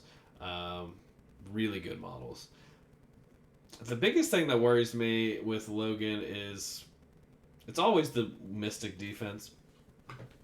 And that's, For kind of myth. sure. But again, we've talked about it numerous times. There's not a ton of Mystic defense. I don't think this list is going to not want to play. I think this list is really going to play kind of the buddy system, where Yeah, and everyone Logan kind doesn't of, benefit from that at all. yeah, and that's kind of where I think Sabretooth kind of fits in a little bit better. I think they're both great. They're both phenomenal I models. hate that I don't own that box, but I refuse to spend $100 for two models. Like I'm just not going to. Oh, I'm in the same boat. I'm not spending $100 on that box until they come out with, and they're getting their own separate box eventually. I really think that's going to be the case. Yeah, and if not, it might be and if it's a Weapon X affiliation pack. I'll be picking it up. I don't own X23 or Honey Badger. I own both of them, but I could probably easily get rid of those for half the price of the box. Like it'd be the affiliation box would still be cheaper than the box with the terrain. So absolutely, and you get more out of it. Yeah, in worst case, I could just give those two models away. Yeah, but they both do good things. I think we consider both of them. Absolutely. So just heading down the list here. Yeah, Loki. Loki. I don't think we need to consider Loki. He's just the next on the list. Yeah. I was just kind of also great. Also, Medusa's. I think the Medusa struggles from she got errata and people were just like I feel like have just kind of blown her to the side. I don't think she fits here, but she's she's still a good model. Absolutely.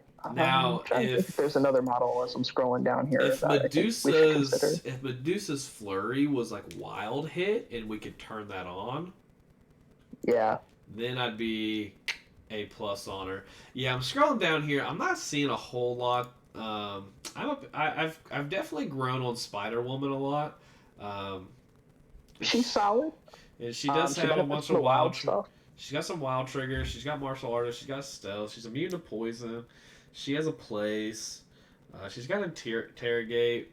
I'm not sure we'd ever really need interrogate, but she has interrogate. The big thing here is she has intoxicating blast, which the target character drops all the objective tokens it's holding. It's a fantastic ability.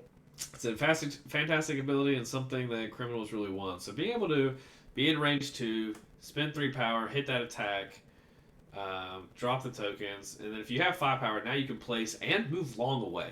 So like they're not getting that token back. Whatever token it is, it's hers. You're not getting to her. No, she's great at that. But we have Black Cat, who kind of fills that niche a little bit as well. Yeah, you're really looking at it if you want to play kind of like a more control-y list. The only reason I think we would consider her is we don't have a lot of energy attacks outside of M.O.D.O.K.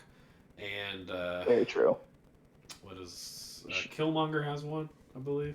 Killmonger's got one. Bill has 2. Yeah, so we don't have a ton of energy attacks, so it might be worth just looking at for that. Absolutely, I think she can play really well if you bring her and Black Cat instead of like Rhino per se. Like if you're really not feeling Rhino for that mission, she is certainly a really good alternative for steals. And this is going to be, I kind of mentioned it earlier. I do think in this with M.O.D.O.K, you're playing Rhino probably less than you are with Kingpin. I would agree. So it still might be a lot. I'm not saying it's probably like 98%. So probably playing 75. Yeah, you're looking at like 95 to 75%. Like you're not dropping a ton. Like he's still going to see a lot of plays. A really good model. His tactics card's really useful. But if you're on like Research Station and a pay to flip, he doesn't do a whole lot. Rhino kind of loses his luster a little bit in those because he doesn't have the steal. Yeah. The steal's no longer active.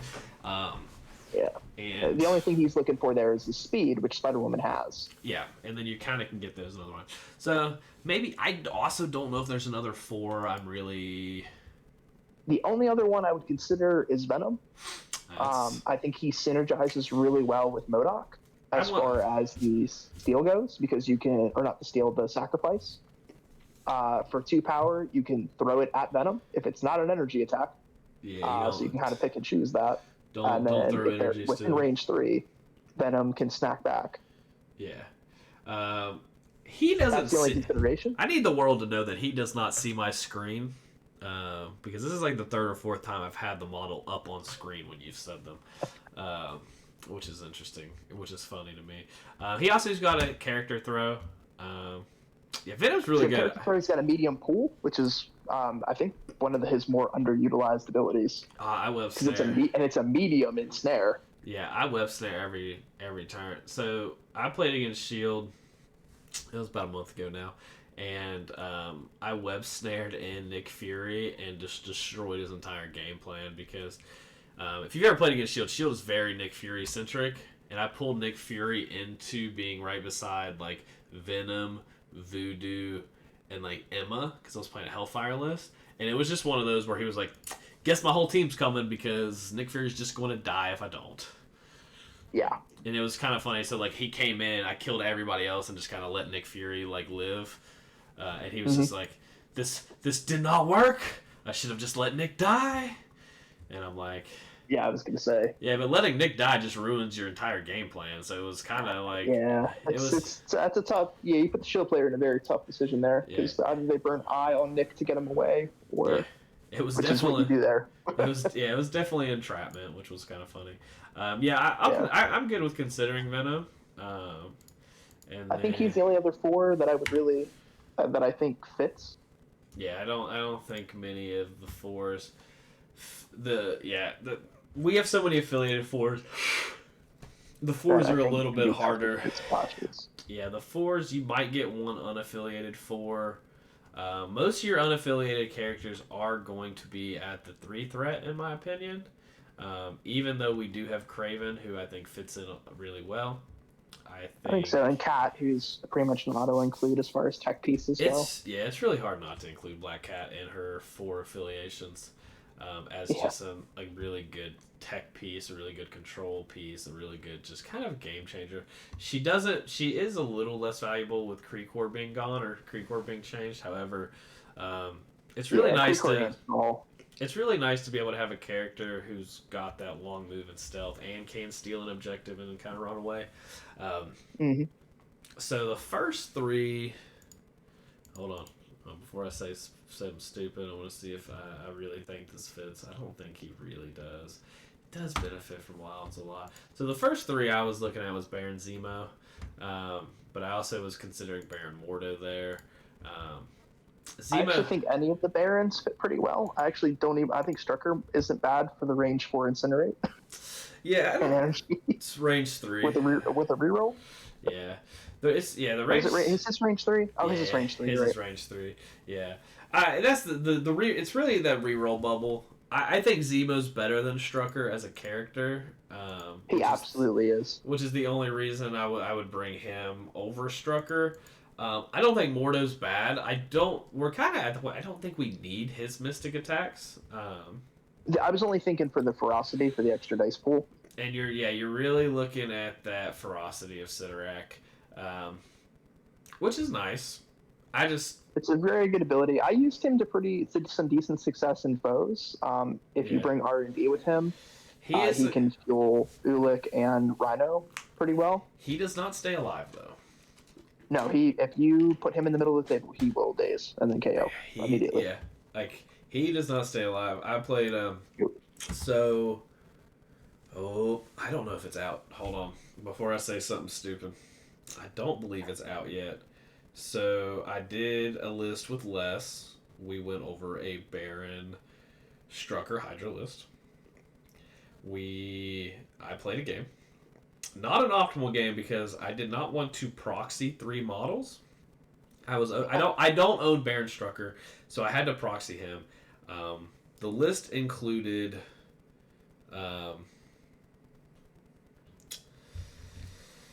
M.O.D.O.K, Zemo. I mean, I can, as a little teaser for those, I can pull up the list real quick. Just Where is that? It's up here somewhere. I've got so many lists now. It's insane. Hi, so it's a Strucker list. The perfect list should have played Spider-Woman and Agent Venom. I did not. I do not have those models. I did not want to proxy 3 models. So I was in a really awkward spot. So I played a bunch of 3s, and I played M.O.D.O.K. M.O.D.O.K just got sucked in, and I never got to do anything besides move with him. That's all I did. I moved. He dazed turn 1, and then he died. He's a tough one because he does not want to be in the middle of the table. He dazed on turn 1 and KO'd on turn 2. He moved Mystique up, rapid fire killed him, and he definitely, the physical attacks are tough, and then he just died, and I was like, all right, well, and because Les was like, I heard you didn't have great luck with it, and I was like, well, I played suboptimally because I didn't want to proxy 3 models. Like, Spider-Woman and Agent Venom would have made that a much better game for me. So, otherwise, I think he still fits in that list. It was just kind of like my last experience with him. And I think he might have a similar kind of experience in this where we are kind of trying to be a little... Like, we're playing a Tristan, we're trying to be a little tanky. He also cannot... We can't really throw attacks at him like M.O.D.O.K wants to do. No. So I think he's good. I actually don't even know if we need Zemo here. I don't. I did click him for consideration. I don't know if he makes it. But he does... giving out bleed is nice. Getting the rerolls is really nice. The reroll bubble's definitely really nice. We're not playing any kind of like sub Hydra list, which Zemo's Hydra and M.O.D.O.K is Hydra for some reason that I'm not going to get into.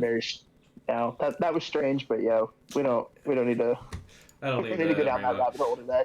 I think he might be worth just putting in consideration. I don't know if he makes it. That's fair. I think I'm going through here. The 3s that I'm really looking at are going to be kind of the beefier 3s. Yeah, I like the only one I was considering out of kind of the non-beefier 3s that's a little bit closer up the list is Domino. Yeah. I like characters that give out Incinerate when you have a M.O.D.O.K, and then for Domino, she, with the being able to modify the skulls into crits on top of the wilds, having that much modification in her kit, can turn her spikes into like an absolute like killing blow to a lot of like the bigger models in the game. Yeah, I like Domino. I think Domino is pretty underplayed too. I'm definitely on board with considering Domino. The 3s are going to be kind of tough. I think really in general. I'm trying to think. The next two I have are in the L's, so I didn't know if there was anyone before that you wanted to talk about. My soapbox is that Groot's a really great character, and I think more people should play him. We already asked him. He doesn't really listen to the podcast, whatever, guys. I bring up in every episode that Groot and Rocket can fit in any list. Yeah, I have started listening to the podcast since I've been down in Charleston. I met all you guys finally. Yeah, but I am very much that. First of all, I Am Groot is an absolute banger of a spender. It's one of my favorite spenders to play. I think the We Are Groot Tactics card is amazing. Yeah. It's a range 4 heal. Yeah, We Are Groot's amazing card. A 5 power 8 dice attack that throws any character before damage is dealt, and then if they're still alive, they get staggered. He can heal himself for 2 power. He can give out root. He's a very, very good character. It is just awkward to play him without Rocket for whatever reason that is. But he's a 3-threat model that's got 14 health. Like, he's very, very good. Yeah. That's my only soapbox, but yeah, I don't think he fits super well here because we're not playing Rocket with him. Yeah. But if you really wanted to, M.O.D.O.K, Rocket, and Groot, not a bad start. Well, and Groot fits. Listen, I'm thinking it through here. Fitting Groot behind M.O.D.O.K at 3 points, being able to just heal himself. I mean, you can put any attack off of him. and he's going to have the power. He can heal himself, but he also is going to get power. He might be able to I Am Groot a little bit more. I'm not sure it ends up being that, but yeah, Rocket and Groot fit in every list you want to play. If you want to play them, you can play them. Like that. You're not going to. No one's going to be like, that might be wrong. People are like, I can see it. Like I think that's pretty traditionally what you're going to look at. So you know what? I'm gonna consider them just for that. Cool. The next. When you say L, I assume you're talking about Lizard and Luke Cage. Yeah, Lizard and Luke Cage. Yeah, not Lockjaw, but Lizard and Luke Cage. I think both of them. So having like the wild push on Lizard's really nice, making that ability to also deal an extra damage, plus thick hide, plus healing factor, plus a character throw. At three threat, Lizard's really hard to get rid of. Yeah, he's one of my favorite splashes. But I actually think Luke Cage fits in slightly better in this list. I think the Heroes for Hire pushes him up on that list for me a little bit. Yeah, the only thing is the 2 power throw only being a terrain throw is kind of annoying. But he does have bodyguard. He does have damage reduction. He's immune to bleed. He has wild triggers on both of his attacks. He can stagger on his builder. The wild also gets help because we can change the die to a hit. We're searching for wilds, so kind of nice. I think both of them are really, really good. I think we consider both of them. I'm not sure. I'm not sure which one gets the nod, but I definitely think you do choose one of them. Yeah, you're definitely just going to keep both of them and just kind of look later on what you're really looking at. Yeah. So this is the odd part because there's a couple more 3s that you can kind of look at. There's not like a ton of great options left. No, I think Mystique is always. Yeah, Mystique is the next one for me. Yeah, you definitely look at her. She's one of the best. She has, for my money, probably the best character-specific tactics card in the game. Deception's really good. With Deception. In this list, if you're playing a more attrition style, I mean, she's going to go up and grab a character. It forces your opponent to play in a very specific suboptimal way to keep their character safe. My Mordo got Deceptioned and murdered. Mm-hmm. So that did happen. Yeah, I have started, like, almost every roster I make right now has Mystique in it, if she fits. She definitely plays a lot, a very good control game. A lot of her card you ignore because Espionage and Freedom Force aren't going to be relevant here. Shapeshifter is arguably the best, like one of the best abilities in the game. That's why That is why it's on 2 characters in the entire game. It's phenomenal. Yes, and that's one of the best. That is the thing. So when you consider Mystique, having Emma and Mystique in the same list is absolutely busted, right? That's not something you want to go up against. Yeah, and the fact she has martial artist and expert sabotage is a really good ability that I love so very much. Absolutely, and she generates power really well. So if you want to keep her next to M.O.D.O.K, you can feed him rerolls to him. Rerolls with her because she has, she's got the gainer with the rapid fire. I mean, I've failed so many rapid fire triggers with her. I think she's the character I failed the most with, which is just more about me than anything else. But so my one argument now is that if we consider her, I do want to consider Emma. I think that's fair. That's a trade-off I'm willing to make. I think that is we've talked about it in the Hellfire Club episodes. There's a little teaser for everybody that those 2 play so well together, and they definitely have a natural fit. Yeah, if you're willing, and they're definitely looking at it. So the next one's Nick Fury and the Howling Commandos. So Nick Fury is kind of him and that Winter Soldier. If you really want that, got your back. I don't know if this list really wants it or needs it, but it's a very good combination. It's a brutal combination. It's hard to fit both of them in. Yeah. A lot of the times you're normally taking one or the other. I mean, in a Shield list, they're both affiliated, so they're both coming. Oh yeah, they're a slam dunk in Shield. But in splashes, it's one or the other. Yeah. And if I were to take one of them, I think Bucky probably gives you a little bit more overall value. I like Bucky a being little able bit to hide your more. tactics. I don't like either one of them really with M.O.D.O.K though.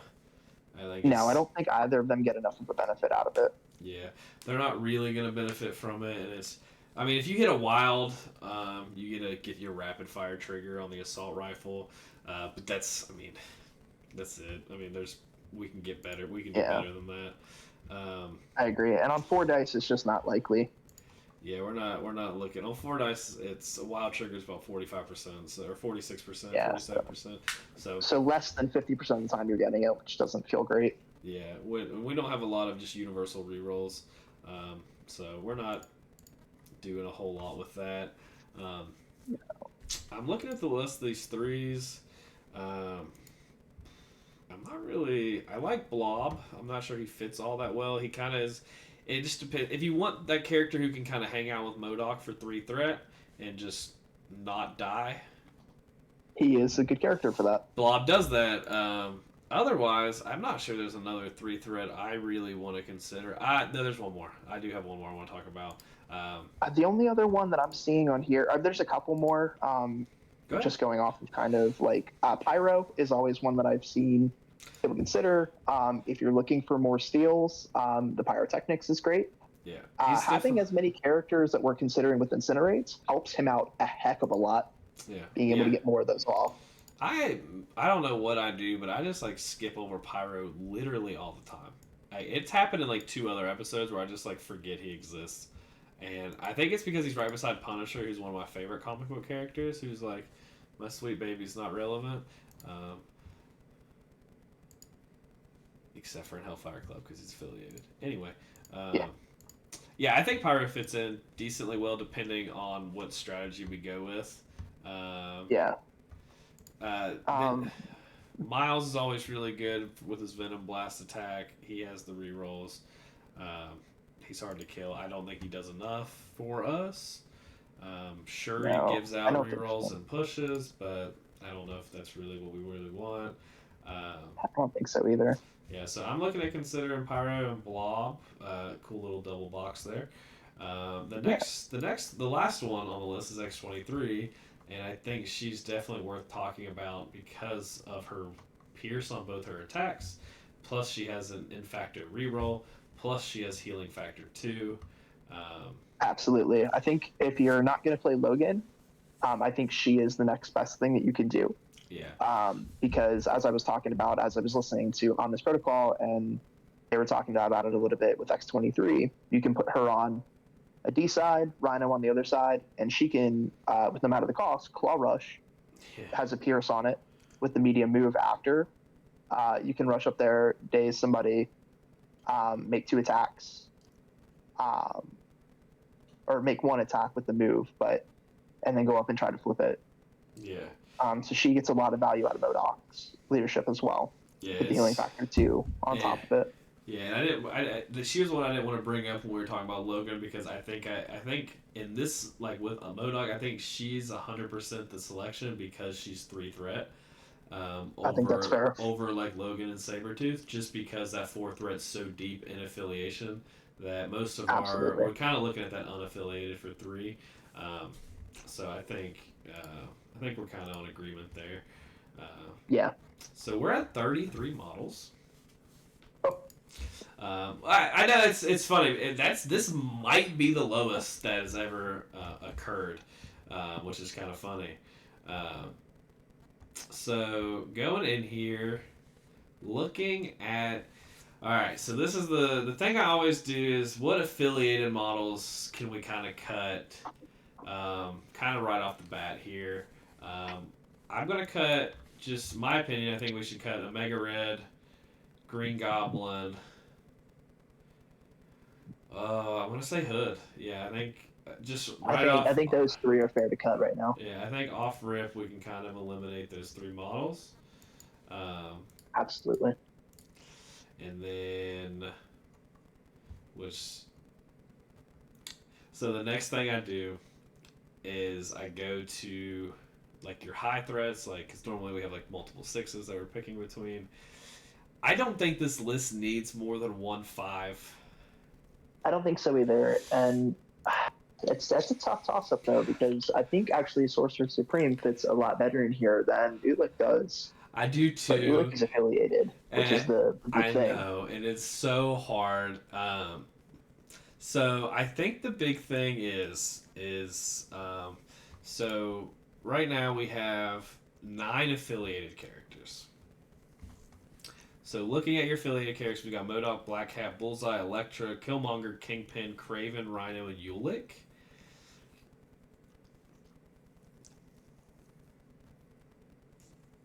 I don't think U.L.I.K's wrong. I don't. I don't think he is either. I, however, think Doctor Strange does more for this list at 5 threat. Actually, I think I agree, and I think we should cut U.L.I.K in favor of Strange. Because I think we're going to want to play a lot of 4s, and I think when we need that, I like the 5 being kind of more of a tech piece, and U.L.I.K isn't so much really a tech piece. Yeah, he's more of that kind of like. Strange. Yeah, and Strange fits that tech a lot. He's gonna feed off that leadership. He can heal. And also we didn't mention that we talked about him. His area attack heals. Yeah, other allied characters. Conditions. Yeah, from everyone, not just him. Like it's all your allied characters. Everybody in the area. Yeah, all friendly characters. Yeah, which can come in really handy. So it's weird. I don't know if I want to eliminate U.L.I.K quite yet because it just feels a little weird. Maybe we could come back to that, but I am leaning. I just want to. That's the way I'm leaning. Okay. How many affiliated 4s do we have right now? Because I know 5. you were big on Elektra. We're 5. So it's Elektra, Killmonger, Rhino. I just think I'm not sold on Elektra. I just believe this is the one list that Elektra can fit in.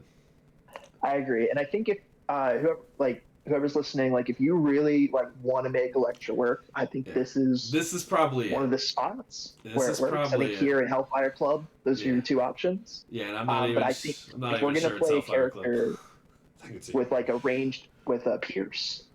That benefits from that inaffiliation, I think Killmonger is the option. Yeah, I don't know when you play Elektra. I don't know either. I like the idea of having M.O.D.O.K, Elektra, and Doctor Strange, just having that Mystic suite.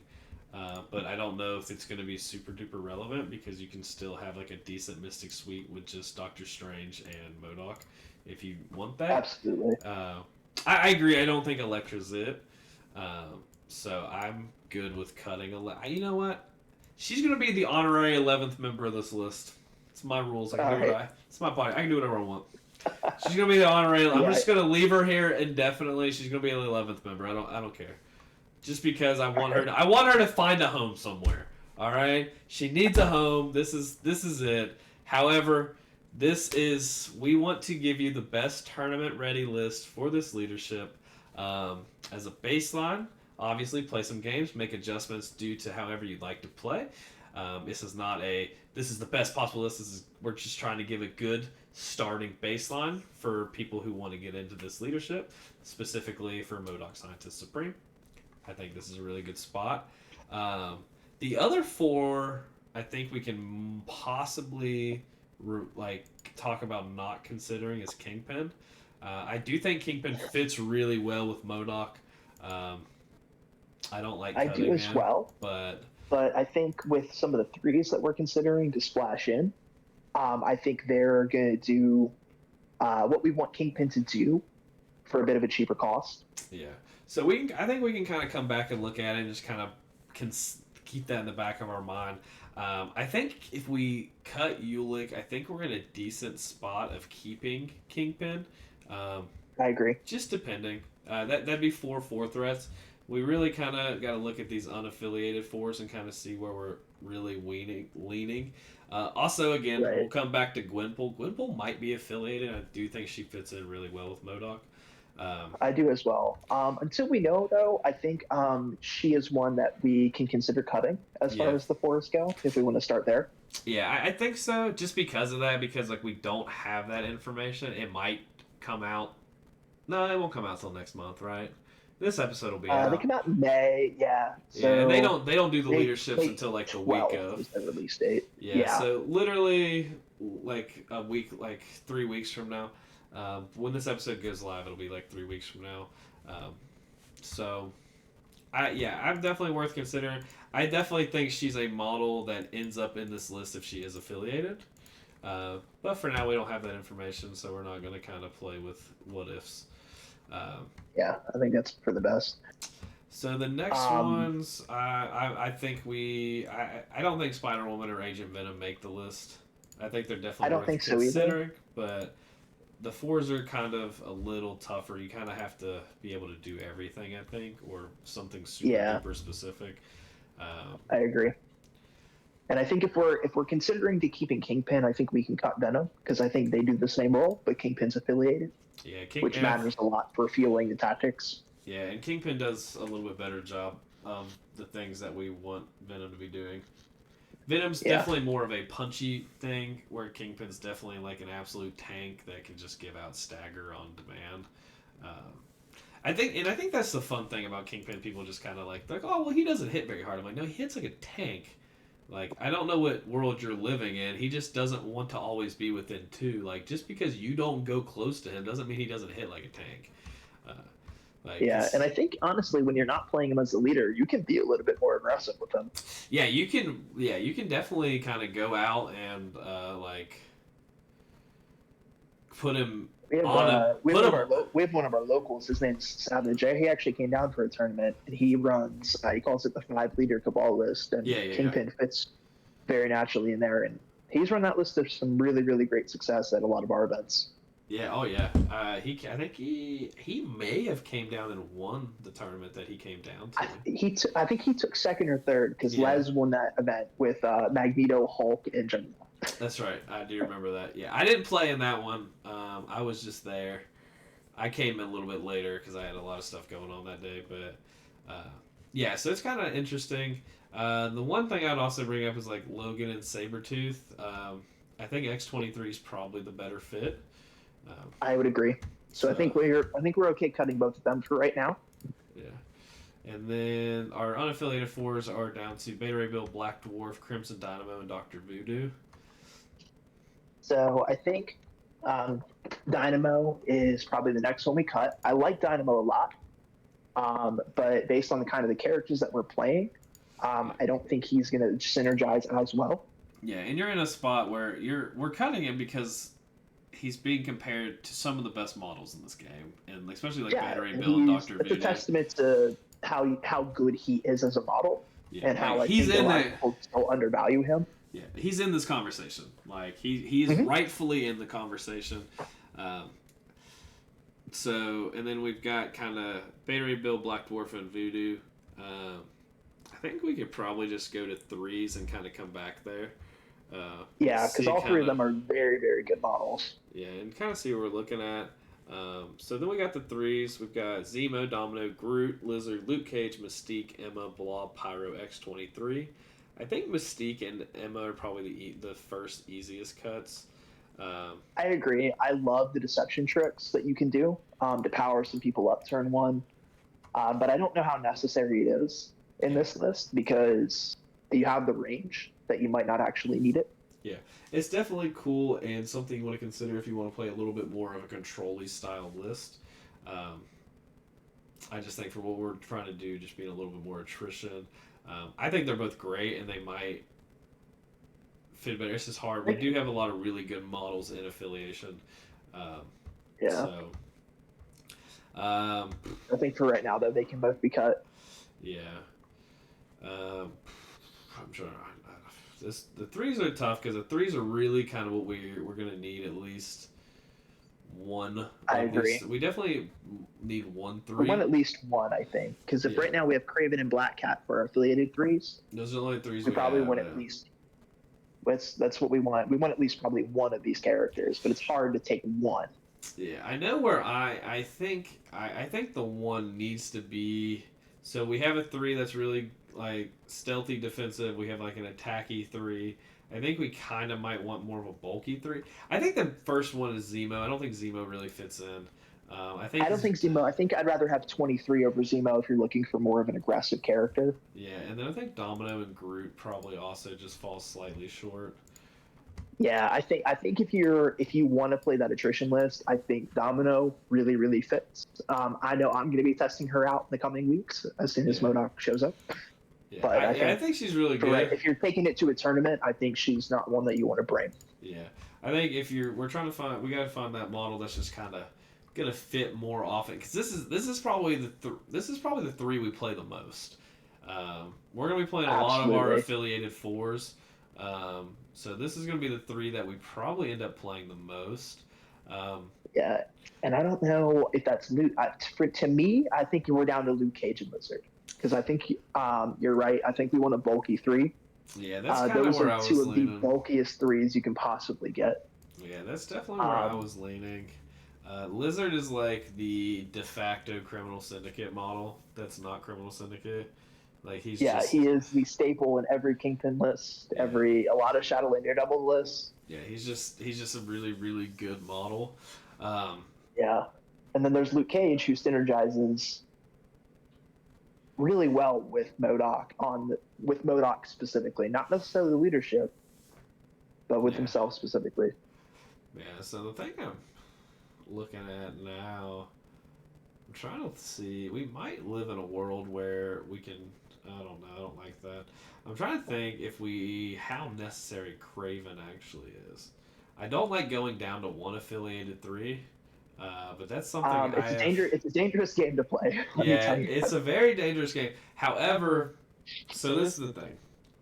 If we keep Ulick, I think we can afford to get rid of Kraven, because that 5 kind of fixes that math a little bit.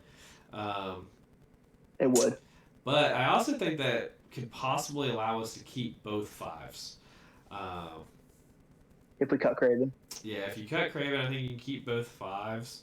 And then that's a pretty solid 15 roster if you're looking at it, which is it'd be 14 would be Strange, M.O.D.O.K, and Felix. So doesn't work super well there. But then you add Bullseye at 16. At 15, you're probably playing 3 4s and or 4. Yeah. At 15, you're playing the 3 4s and a 3.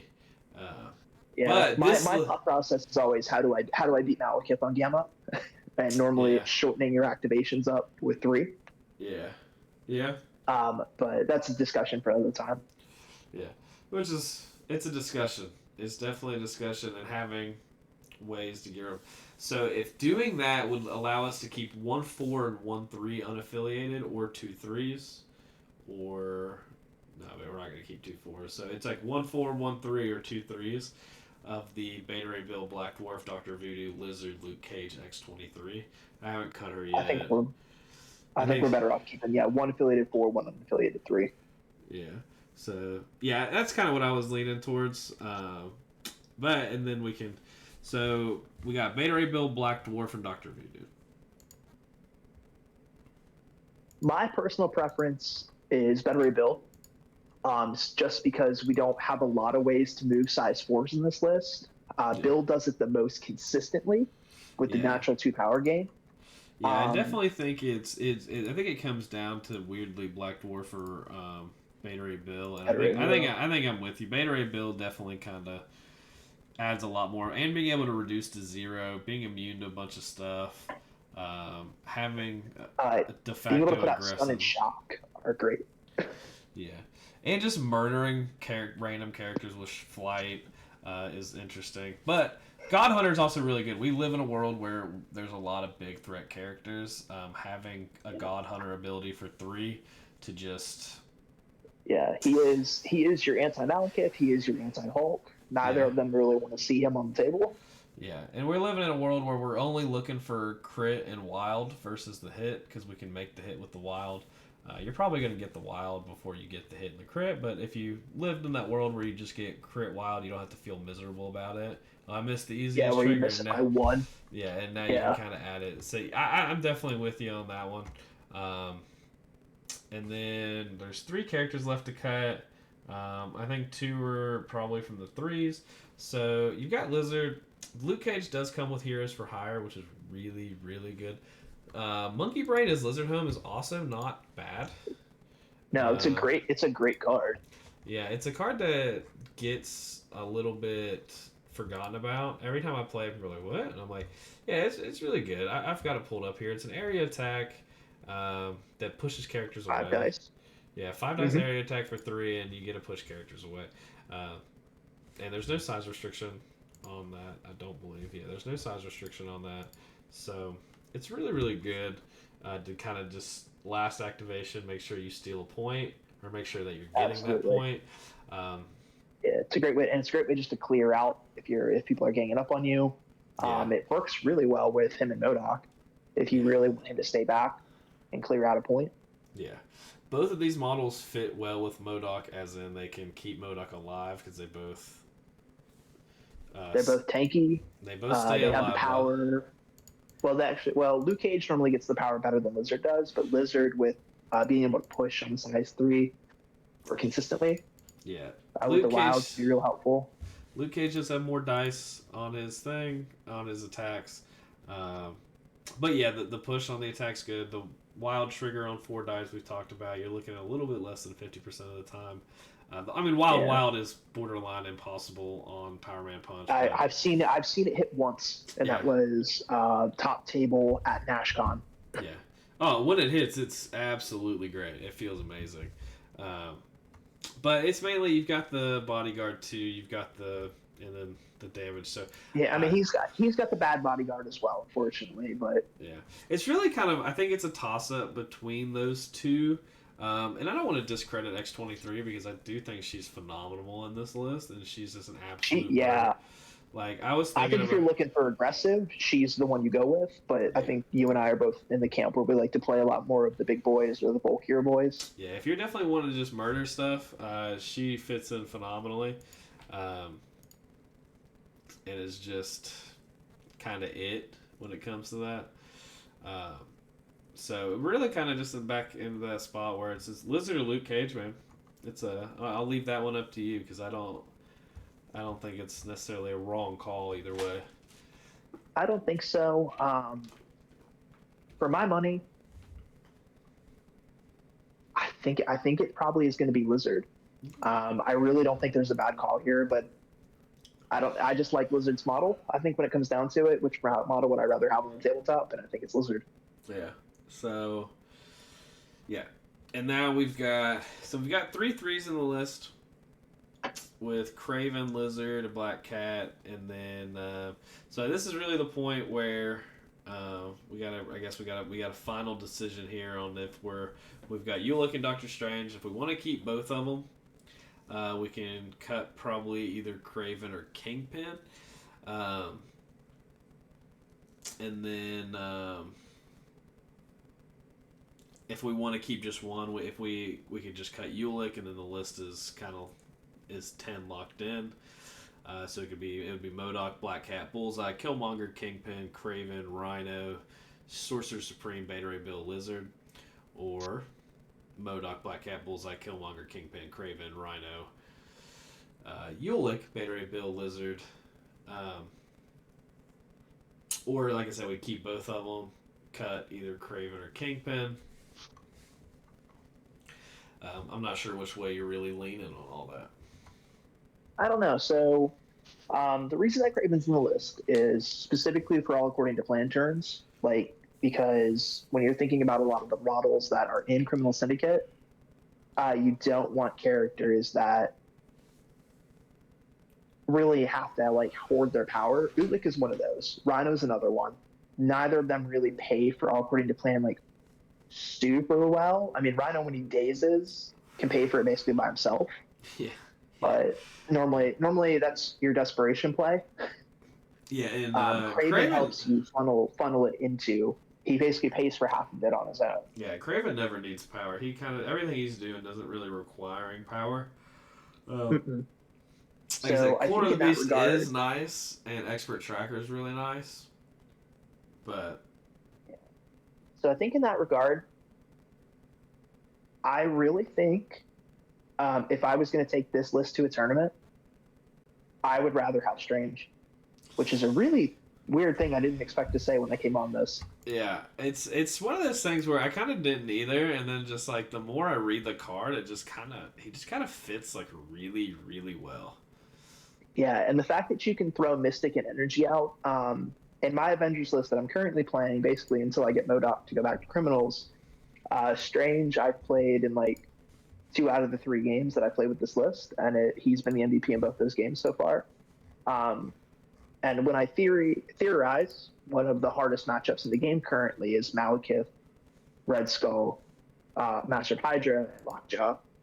Well, Strange kind of takes care of Malekith and Red Skull for you, where M.O.D.O.K doesn't really take care of either of them overly well. Yeah. And we have I've pulled up the list breakdown here on cerebromcp.com, which is the list builder we use for any of our MCP needs. The list we currently have gives us a ton of options from 15 to 20, which is really, really nice. I don't know how often you talk to Nick, but in Nick's episode, the biggest thing we ran into was not our list breakdown was terrible. It was that is what he said. He said it was a struggle for the affiliated because there's just not that many affiliated Inhumans. There's not. Yeah, that's the problem. There's not good ones. So you really force yourself into kind of playing. Like we got to a point where we're playing this, this, and this every time. Like you kind of force your hand a little bit.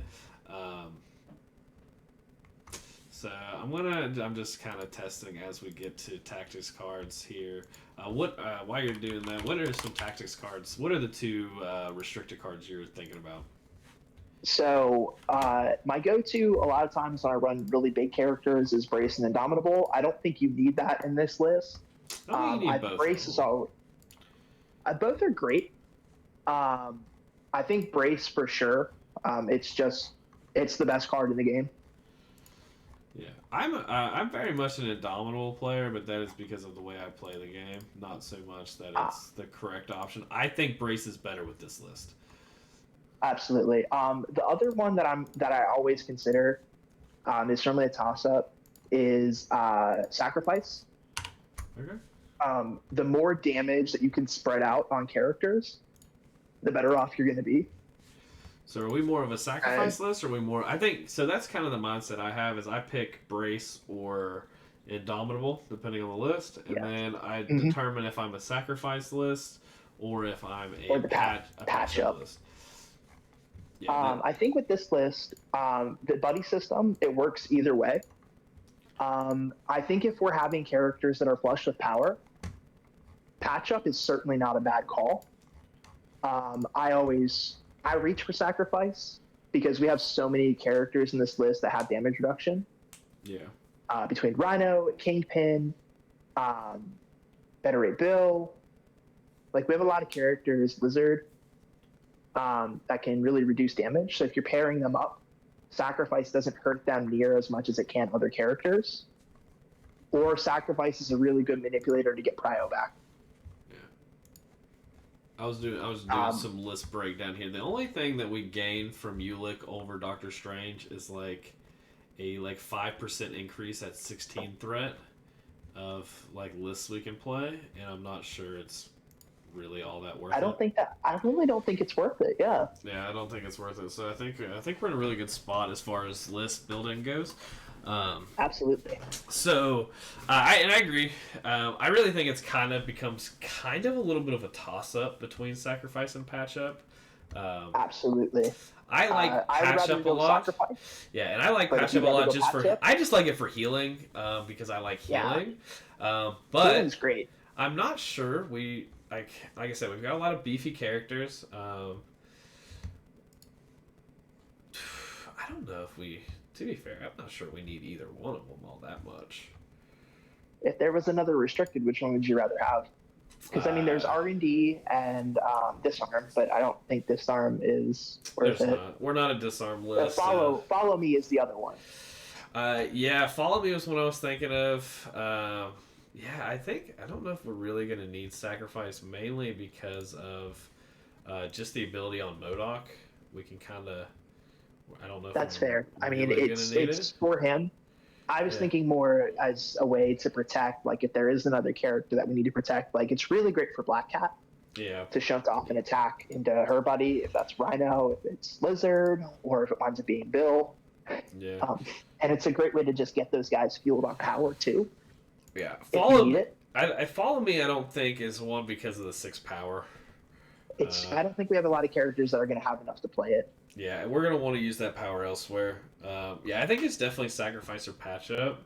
I want to put both of them in there, and I think we can kind of see what we end up with else like otherwise. I think both of them are really good. I think it's gonna kind of. I don't know. I just feel like. I just want. I don't know. Yeah, I like the saving Black Cat, but I don't. I think that might really be like the main time we use it. Like It's a very specific card. yeah. Sacrifice isn't an every game card. Patch up, I think you can argue is. Yeah, I think patch up's because you're always going to find utility. You can feel better about playing patch up every game, more than like any of the restricted cards, right? Like it's just one of those cards that you Absolutely. can actually use every game. Like Brace and Indomitable, if they're not throwing or pushing or anything, then like you're never going to use it. Sacrifice, I've run into a lot of games that way. Yeah, sacrifice you might just never need. We're definitely not doing anything like gimmicky for advanced R&D. I'm actually surprised that card's still legal. That seems to be the most problematic card this game has like ever seen. I would say give it till right now. They're really focused on Shatterpoint. Yeah. I think coinciding with the Shatterpoint release, the ban and restricted list will be updated. I think R&D is going to be gone. I also think Follow Me is going to join it. I actually agree with that.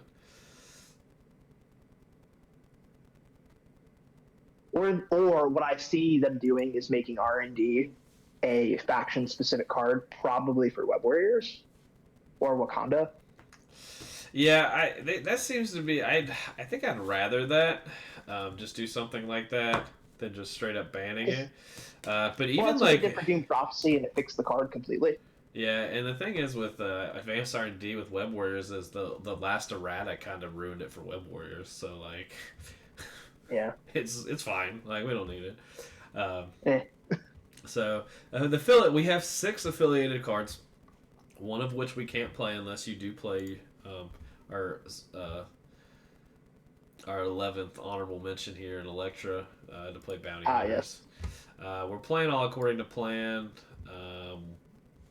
I think Shadow Organization has some play here. I think Shadow Organization is really, really good. I think all these are actually stuff we could possibly consider. Besides probably No Mercy. I'm not sure. No Mercy is like kind of the odd one. I toyed around with it for a long time. It's just odd. Like it just never feels like you really need it, and it's very specific. Like you have to daze a character to gain 3 power. The only time it worked really well for me was I used it, and then immediately that was the last activation, and then I immediately all according to plan. That's fair. Yeah, that's it. That's the only time it was ever useful. Other than that, meh. I think this is a list that could probably play Cruel Tutelage to a pretty good... I don't think it's one that's definitely not bad, yeah, because it adds 3 dice. If you roll a skull, you're staggered. So, and the fun thing is... you don't have to shake it right away because Stagger states that it must be your first action. Yeah, so... I was gonna say it doesn't specify that we can change a skull. That'd have been really cool if we could have just flipped the skull to something else with M.O.D.O.K. That would be nice. You'd have to have a character that can manipulate skulls, which unfortunately the only one that can do that is Shadow War, the leadership ability. Yeah, we don't have that going in. Doctor Strange can re-roll his dice. He can re-roll his skulls, but right, but he can't play Cruel Tutelage, unfortunately. Yeah, so it's one of those things where I don't know if it makes the cut. I think all according to plan, Shadow Org and Cruelty probably do make the cut. I would agree. Cruelty is just a really good card. So we can let it hang out here for a hot second. Why not? So the next character. So M.O.D.O.K also has some tactics cards. They're George Tarleton cards. Before I get specific here. So there's two of them, Mind Games and Simpleton. I'll do it myself. So Mind Games. Oh god, I'm gonna read these. We're gonna be kind of quick about it. They're on the screen. If George Charlton is within 2 of an enemy character, you may spend 3 power to play this card. You choose an enemy character within 2 of, I'm just gonna say M.O.D.O.K, of M.O.D.O.K. Divide the experiment tokens into 2 piles. There's 5 of them. There are 2 that have damage on the back, 2 that have an energy symbol on the back, and 1 that has a flag on the back. Each pile must contain at least 1 experiment token. Flip all experiment tokens to their M.O.D.O.K side and present both piles to the opposing player. The opposing player must choose one of the 2 piles and reveal all the tokens within it. For each zap, which is the damage revealed, it chooses the enemy character suffers 1 damage. For each sap or energy logo revealed, the chosen character loses a power and M.O.D.O.K gains a power. If the reward is the flag is revealed, the opposing player gains a victory point. If the reward is not revealed, you gain 2 victory points. I'll be honest, I meant to read the other one first because I've got a lot of things to say about Mind Games. So I'm going to go ahead and skip to Simpleton. I'll do it myself, which is very long. If you have fewer victories, again, I do not like reading. If you want, I can read it. I don't. You got it? Yeah. You're good. Do it. I got it.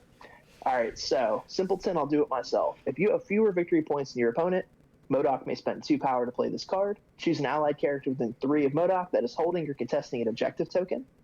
If the chosen character was holding an objective token, so this is an either or, you don't get both. George Tarleton is now holding that token. If the chosen character was contesting an objective token, place M.O.D.O.K within range 1 of that objective token. Then the chosen character is KO'd. You immediately score 1 victory point.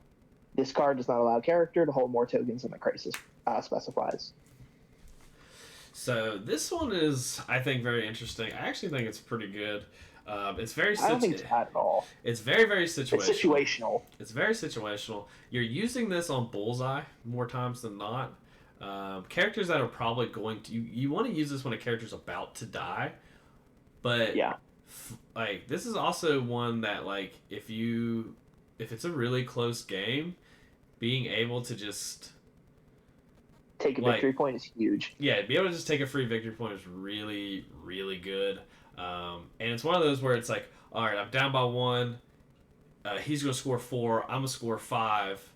But he's then we're going to be tied. We have to play another round where you can just play this, score a victory point, and now you win the game, possibly. Yeah. Or again, it's just another victory point. Or if you're like, I don't want to go to another round. I need 5. I need 6 points. I'm going to get 5. Now you can, like, there's nothing that's like you don't have to be doing this. Like, it just has to be on your turn, so you can do it at the very end of the round. Yeah, if you use your last activation, you score 2. It's really what this card says. You trade a character, you score 2 victory points. So, and the fun thing about it is not it's a M.O.D.O.K card, so it's an active card, but he doesn't have to be his turn. No, he can just do it. Yeah, so you can just do it. It doesn't say during his activation. So you can literally do it during someone's turn, so there's a lot of fun play with this card. I think it's something and you can do it before you activate him as well if you really need to. Yeah, you can do it very early. Like you can move him across. You can move him, within range 3 to put him in a better spot. If need to. It's going to be a card you're going to use toward the end of games, but free victory points are really well. The card I really want to talk about is Mind Games, because I know there's a little bit people talk about it, and it's some people like it, some people hate it. I brought it up on the. I believe I brought it up on the podcast.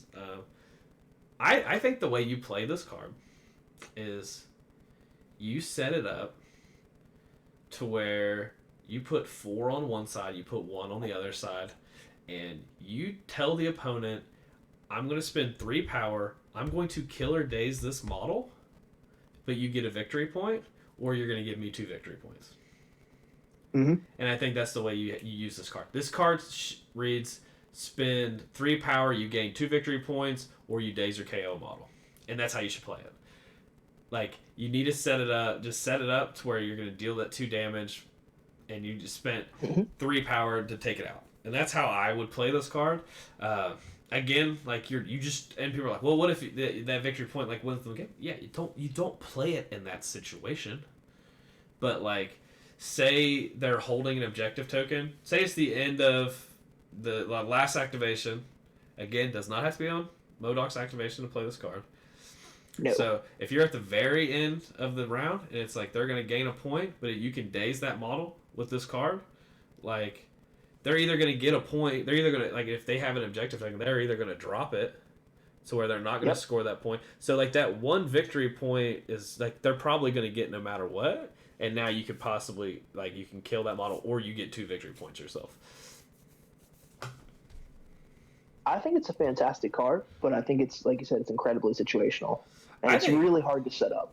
I think it's the funniest thing about this card is the way you got to think about it if you're playing it is you're going to mess with your opponent more than anything else. Absolutely. Like, this is going to be a card that's going to... There's certain people who are going to play this game who are going to have a real hard time with this card just because it's going to just drive them kind of crazy because they don't want to pick the wrong thing. Yeah. And it's going to be one of those where you see that 4-1 split, you know what it is, right? So, but then you get to play mind games because it's like, maybe that's an energy. And if you're like, you know, I don't want you to get 2 victory points. Now I'm going to still get 2 victory points because you picked the wrong one and you lost an energy. Or just something of that nature. Like, you can kind of play just absolute mind games with people. So I think it's really fun for that aspect of it. No, I think it's a very, very fun card. And I think it's definitely, I think both of them are worth considering, given that you're playing M.O.D.O.K every game. Yeah. Yeah, and the next character affiliated card we have is Usurp the Throne. That is an auto-include for me. I mean, it is. Yeah, it is. It literally says, kill that model, get 2 victory points. Yeah. And Killmonger's really good at doing that. Yeah, and it's good. I already went away from it because I was going to other cards because I was I'm with you on that. I think it's an auto include. Though, yeah, and it's one of those things where you can set it up pretty easily. Bullseye allows that to get set up just by having being the chip damage. Yeah, that auto damage. Absolutely. Really, really good. The next we got we got Rhino. He's got 2 affiliated cards. Rhino in a China shop, and this is a robbery. You play this as a robbery. Yeah, I like Rhino in a China shop. It's very flavorful. It is just not the best. It's definitely flavorful. Craven was one. I don't know if Craven has a tactics card. Craven has Fearful Symmetry, which I have only ever seen taken once and only ever worked once. That's the Peter Parker card, right? Yeah. That's the Peter Parker card, yeah. Yeah, we don't need that. Monkey Brain is Lizard Home. Oh. I think that's pretty much an auto-include. Just a really good card. Yeah, I agree. I think it's really, really good. And then I don't think we play Beta Ray Bill's card. Beta Ray Bill's card. Yeah, I like it, but it's just really hard to set up effectively because he needs power and he doesn't have power. And then Doctor Strange doesn't have a tactics card. No, he does not. So for me, I think we probably just cut Cruel Tutelage, and then we pick between Patch Up and Bryce, and that gives us 10. You mean Patch Up and Sacrifice? Yeah, Patch Up and Sacrifice. Yeah, sorry. Which kind of stinks. Like, there are some decent cards that aren't specific that I think we kind of like. Recalibration Matrix is one. Fallback is Escort. one. The problem is that we don't really have anybody that can play it reliably. I mean, Strange can. Yeah. And then like Mission Objective's always really good. I really like that card. Mission Objective is a good one. Again, very situational, but it's really good to force like a Rhino player to take a weird path to play it. Yeah. So I don't know if we need any of them. I kind of like the ones we have. It'd be really hard for me to like talk myself out of one. As I'm thinking about it, the only one I would even consider is Escort to Safety, only because Doctor Strange can play that card turn 1 on somebody else. He doesn't need a recal. He can recal himself. Yeah. I mean, forcing your opponent to reroll dice is always nice, but there's always an opportunity to give them a chance to roll better. But I think Escort's the only one I would consider. But out of the cards that we have, I think we just cut Cruel Tutelage. And then for me, I think I would choose Sacrifice. But if you want to do Patch Up, I think Patch Up is an absolutely valid choice here. Yeah, I don't think there's a wrong choice there. I'm reading Sacrifice. I just like to look at Sacrifice because I think it's really cool art. I'm just trying to think which one we would get the most use out. So I actually think I'm with you. I think I'm going to lean Sacrifice because I think we don't want to play Sacrifice every game, and I think we've got enough other cards we're going to want to take that it might be nice to not have to take a restricted card, if that makes sense. Yeah, I know that sounds I weird. think that's actually it always feels nice when you don't need them. Yeah, because in my Criminal Syndicate list, I'm basically always taking the same 5 cards. I run into that a lot too. I like having a little bit of the variety. Absolutely. So right now we've got Bryce, Sacrifice, all according to plan, Cruelty, Shadow Org, Simpleton, I'll do it myself, Mind Games, Usurp the Throne, This is a Robbery, and Monkey Brain is Lizard Home. I'm fine with that 10. I don't know if you have any disagreements. No, I think those are both. The only ones I was considering were M.O.D.O.K's Scientist Supremes cards. I think after you play a few games, he's still so new that I think they're definitely worth taking and getting those reps and games in with. Yeah, you would definitely want to play some. You definitely want to play some games with them. Yeah, so I think they're both worth keeping in. Eventually, I could see you cutting one or the other, whichever one you think is maybe a little bit less efficient. Yeah, Simpleton, I'll do it myself, is the one that I always think I'm going to end up cutting. See, and I think I'm always going to wind up cutting Mind Games. Yeah, it really depends. I think it's a player by player basis for those two cards. Really. I agree. I just want because I feel like the situation's always going to be present where a character's got 2 health left, and you can just put it to him and be like, lose the character or I gain 2 points. Your choice. Yeah.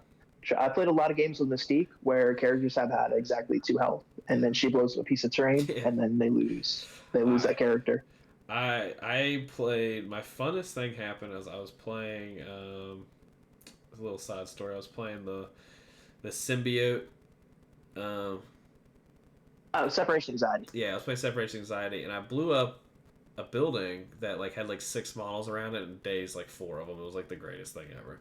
They were just having this battle royale, and I just moved Mystique over and blew it up, and they were like, "What just happened?" I'm like, "Yeah, expert sabotage." Yeah, got him. So that I think it's also fun because that card is going to drive my podcast mate Fred absolutely crazy when I just put my favorite thing I'm going to do to him is I'm just going to shuffle them up and separate them into 2 piles. And it's gonna be, and I've played a lot of Madden. There's just certain times in games where you can win the game by just completely tilting your opponent over the edge, and I think that's one of those cards that has that ability to do that. Oh, absolutely! It is an analysis paralysis type of card. Yeah, because especially in a tournament setting where you are in a competitive nature, putting this decision in the player's hand that says you can lose this game if you select the wrong pile could be absolutely just crippling to their mentality in the game. And even if they choose wrong, you've won in that exact moment because they'll never be able to play the rest of the game correctly.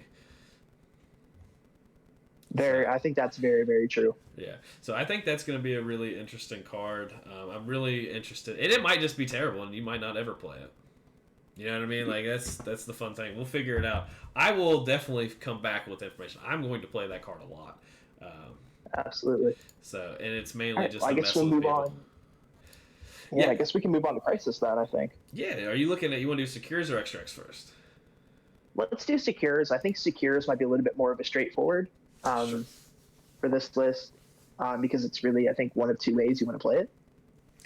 Yeah, I would agree with that. You can either go, I think you can play the traditional attrition route, or you can maybe play a little bit more of a wider with that buddy system type of card. I normally lean more towards wider Secures, just as my own play style because I don't like to brawl. Yeah. that's fair. I also do not like the brawl. I think this list kind of is good at the fighty a little bit. It's a little bit more secure, or a little bit bigger. The only thing I have an issue slightly with is I don't really want to play like the lower point values with this list. I would agree. I think 17 and up, I think, works really well for this list. Yeah, and I think we could probably get away with like 116, like across the boards, Yeah. like on maybe like one in each.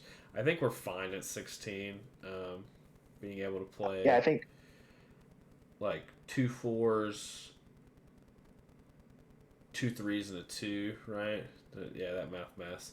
Or just 4 4s. We also just have that to where we can just play 4 4s. 4 4s is really strong. So one that is kind of weird that I think I want to eliminate is intrusions, and I think it's going to be weird. Just hear me out, because I think intrusions kind of fits our game plan, but we're so mobile. I don't like the idea of giving the opponent that much mobility. With all the jumping, that's fair. Yeah, like, and I know it sounds weird, and I might come back to like regretting that. Intrusions was one that I don't love intrusions as a game. Mm-hmm. That's I think what threw me off the most when we played. Yeah. Was intrusions, because I just don't have the reps on that mission. I've played intrusions a ton, and I feel like I play it rather well.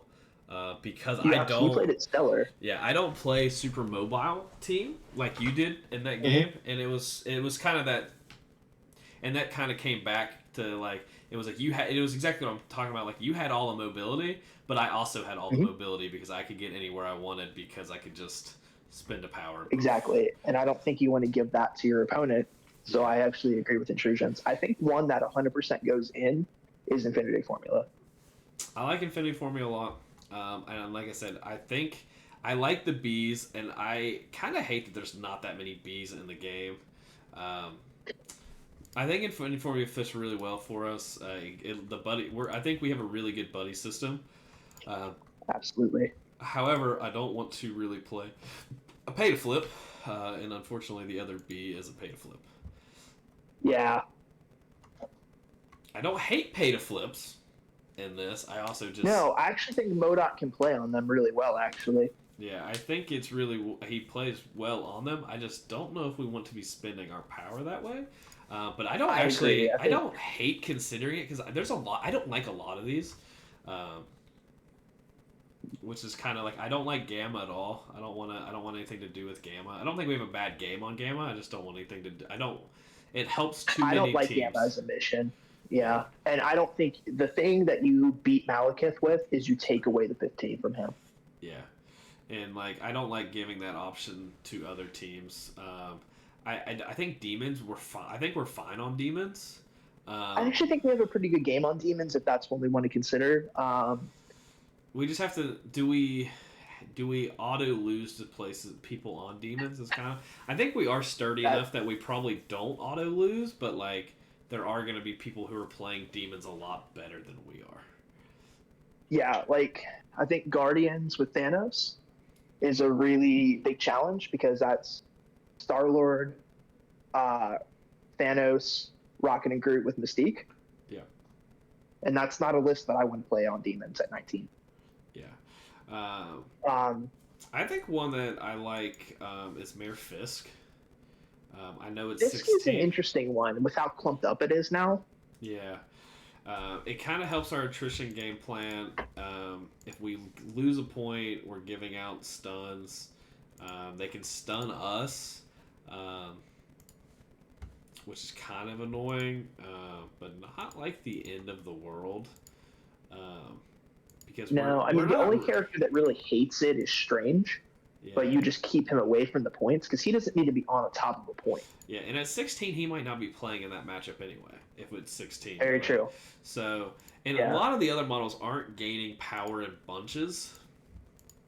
So we're not going to be like a character like Rhino does not care about stun at all. Yeah, so we're not like super detrimented on it because we're not really gaining a lot.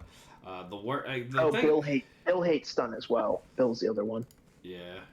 I was gonna say I thought he might be immune to it, but he's not. Yeah, Bill doesn't like stun. Bill is something you would definitely consider at 16. Um, so like at 16, like if you're playing the threes, and so like you can play M.O.D.O.K, Bill, Bullseye, Craven, Lizard. Right. Yeah, I think that's probably the list you go with. And that's a really good six. That was 15. This is actually, is that 15? What did I do? 3, 3, 6, 14, 15. That's 16. Yeah. So it's 16. That's a really solid 16. Your worst matchup on 16 is Mare Fisk, with Mare Fisk is Kingpin. We're not getting. We have a lot of ways to move Kingpin guys around. Yeah, and we're not getting away from that in that matchup. Like they also have Mare Fisk, so it's not like. So like I think the one of these we avoid is like Superpowered Scoundrels because you're just gonna probably auto lose to Kingpin on Superpowered Scoundrels. Yeah, I think Scoundrels is Kingpin's mission, so I definitely don't think you take that. I think Infinity Formula. I think Fisk is good. I think there's an argument to be made for the D shapes. I mean, M.O.D.O.K doesn't love them, but I haven't measured this out. But I think a 65 millimeter base, which M.O.D.O.K is on, at range 1. From a back secure, I think he actually can hit somebody on one of the side D points with the range 4 attack, I think.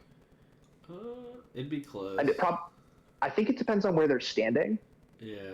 If they'd have to be standing like on the point, so it might be kind of awkward. Yeah, so I don't know if the D is our best friend. So the range 4 is the middle of the token on the backside.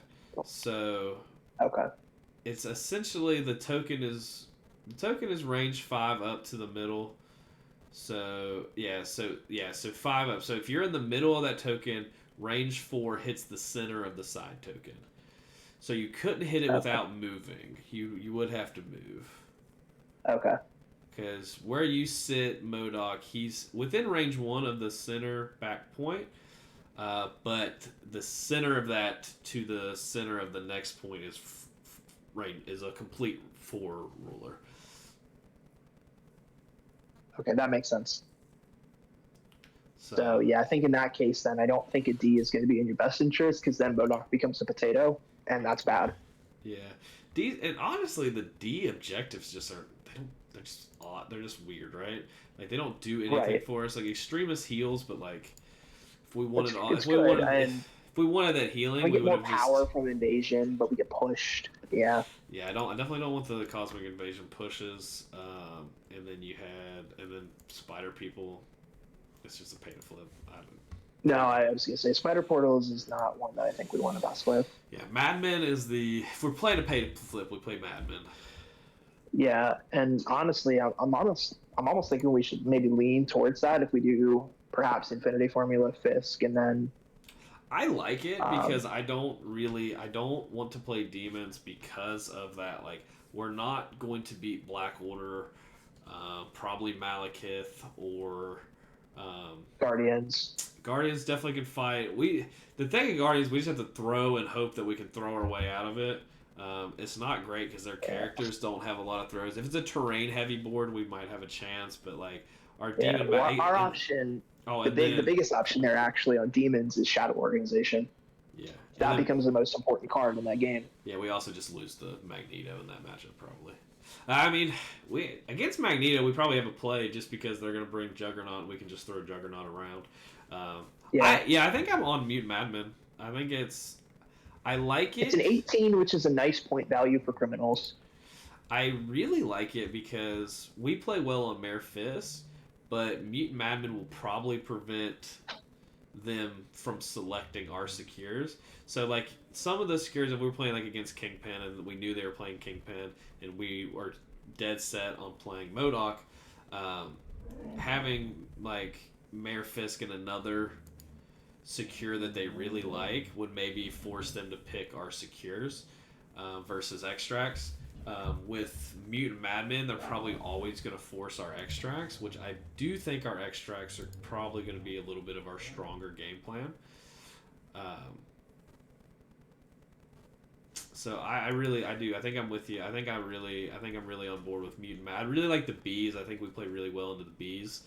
I like the Mutant Madman, Mayor Fisk, and Infinity formula. Yeah, I think that's what we should go with. Yeah, I also like that we kind of stay away from that 19 and 20 here, which so many lists are so like determined to play on like 19 and 20. Like that's what like a lot of lists have turned into really wanting to do, and just kind of being able to stay in that center ground.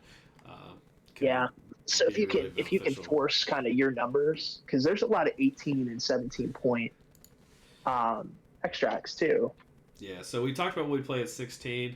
At 18, I mean 18, you're kind of in that gold mine. Like you can really play 4 4s and a 2. You could play 3 4s. Or 2 4s strange and a 3. Yeah, and then you can play 2 4s or 3 4s, 2 3s, 2 4s. Wait, 3 4s. No, yeah. 2 3s, 3 4s, 3 4s. 2 3s, and a 2. No 2. 18 is 2 3s, 3 4s. It's the other. 2 3s, 3 4s. Yeah, you're right. Yeah, and then you can play 6 and then 12. Yeah, and you can play 2 4s, a 5, a 3, and a 2. And then you can play the 3 3s, 2 4s, and a 2, right? Hold on, let me do math. 9 plus 8, 17. So you can't, at 17, you can play 3 3s and 2 4s. We're probably not going to ever want to play the 3 3s, to be honest. I don't think so. I think they're all too, unless it's like a very specific scenario, which will probably you'll determine based on how many, like once you've played a lot of games with it. But I really in like general, the amount of I don't options. think Black Cat, Craven, and Lizard are coming every game. Yeah, we have a lot of options at 18. I really like 18 actually. The more I think about it, 17 being able to play 3 4s. You can play 3 4s and a 5. You can play 3 4s, a 3, and a 2, which is that gives you that little bit of wider depending on what you want to do. But I think the 3 4s and a 5 fit in really well at 17 depending on like your matchup, obviously. So I think we're in a really good spot as far as that's concerned. I agree. So moving on to extracts, I think the first one we eliminate is Montesi. Because I don't think we want to see Montesi. Well, I mean, we have a lot of characters with some pretty decent Mystic. I think we're fine against Montesi. I don't want to give them the Mystic attacks because I like the fact that we can kind of take advantage control that of the Mystic weakness. And I like I said, I think there's more extracts that we're good at that we might not want to give that option to, again, kind of force them to our secures. Because I think they're gonna have to worry about the Mystic attacks regardless of what they think. So yeah, I'm also actually thinking for Rhino and Bullseye both have 2 Mystic defense, so that's actually not a scenario you really want to play. Yeah, and if you do get and the worst thing is if you get it, you can kind of still take Bullseye, but it's probably a match you don't take Rhino in. No, I've actually learned that lesson. Yeah, it's not a good time for old Rhino. Yeah, I was gonna say his actual name, but it's long and foreign, and I would butcher it. And I'm not getting made fun of in the YouTube comments. Fair enough. So, what are some of the extracts you're thinking about? I think if we're looking at point values, the other 18 is hammers, which I think we have a lot of game 1. Yeah. Because M.O.D.O.K can pick that up turn 1, and now M.O.D.O.K is throwing range 4 6-die physical or energy, and he's basically the 5-threat M.O.D.O.K. Yeah, I like hammers a lot. I've kind of gotten away from playing hammers just universally because I feel like it's always in everyone's list. However, I think we have a lot more play on hammers. Also, Bullseye with a hammer is so fun. Bullseye is just so fun with him. But with Killmonger especially, you definitely want Killmonger to probably grab a hammer. We can steal hammers with Black Cat and Rhino. I do think if we're going to play a D-secure, though, or a secure on the midline, a card we may want to consider is Eyes on the Prize. Yeah. Because we have 2 characters that can play that card very well in Bill and Sorcerer Supreme. Yeah. Both of whom also really like hammers.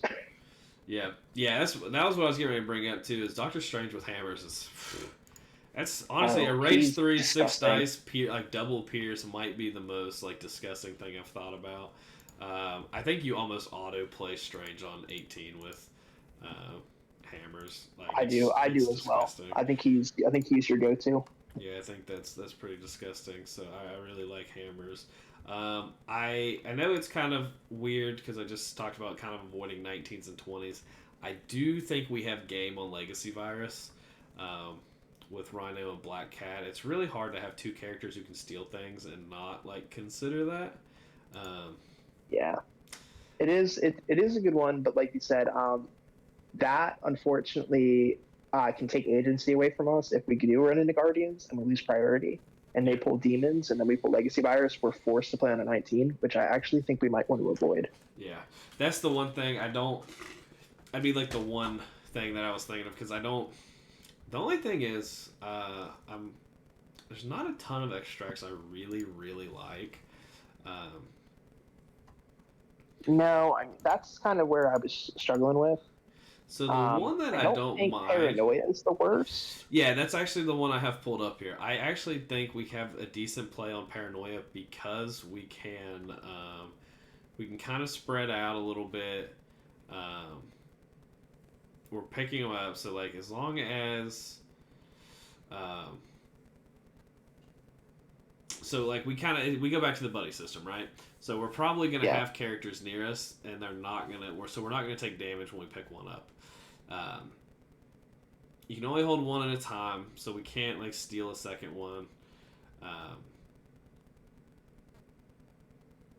If one or more, I'm trying to read. During the cleanup phase, if one or more characters holding a disturbance are within 2 of another allied character, those characters controlling player scores a victory point. So we can get extra victory points, right? That's how that works. Yeah, I think it works out just because of the buddy system. Like, we're probably always going to be near each other. So if we can get 2 and stay close, which M.O.D.O.K really wants, then we're getting that extra victory point. So I think I really like Paranoia. Also, I think it's one no one really plays on, and we might just be able to kind of game people. Yeah, the only thing we have to worry about with the 16, specifically on Paranoia, is the X-Men matchup, but I think we have enough chase downs in this list and range to punish X-Men players for trying to run away. Yeah, I think even at 16, I think it's still a little too slow for X-Men to be able to capitalize great on. It might be a scenario where you can score like 3 to 4 a turn on it with the bonus. Yeah, but we're gonna punch them, and like if they're staying that close to each other, they're getting punched into oblivion, right? Like they're not having a good time in that scenario. No, they don't want to get punched. So I think we have some good game into them, which is good. So for the last extract, then, the one that I think we might actually have the most game on is the one that is very similar to Legacy Virus, which is the new alien ship crashes downtown, which are also 3 straight across. Yeah, that's the one I was looking at. I was thinking about that one, and then Scrolls. I don't think I feel great about Scrolls. I don't feel great about Scrolls, especially because I like the idea of taking the 19 and 20 away from people. And Alien Ship Crashes Downtown is a 17. I also like, so with Alien Ship, we have 2 characters who can reduce to 0 damage.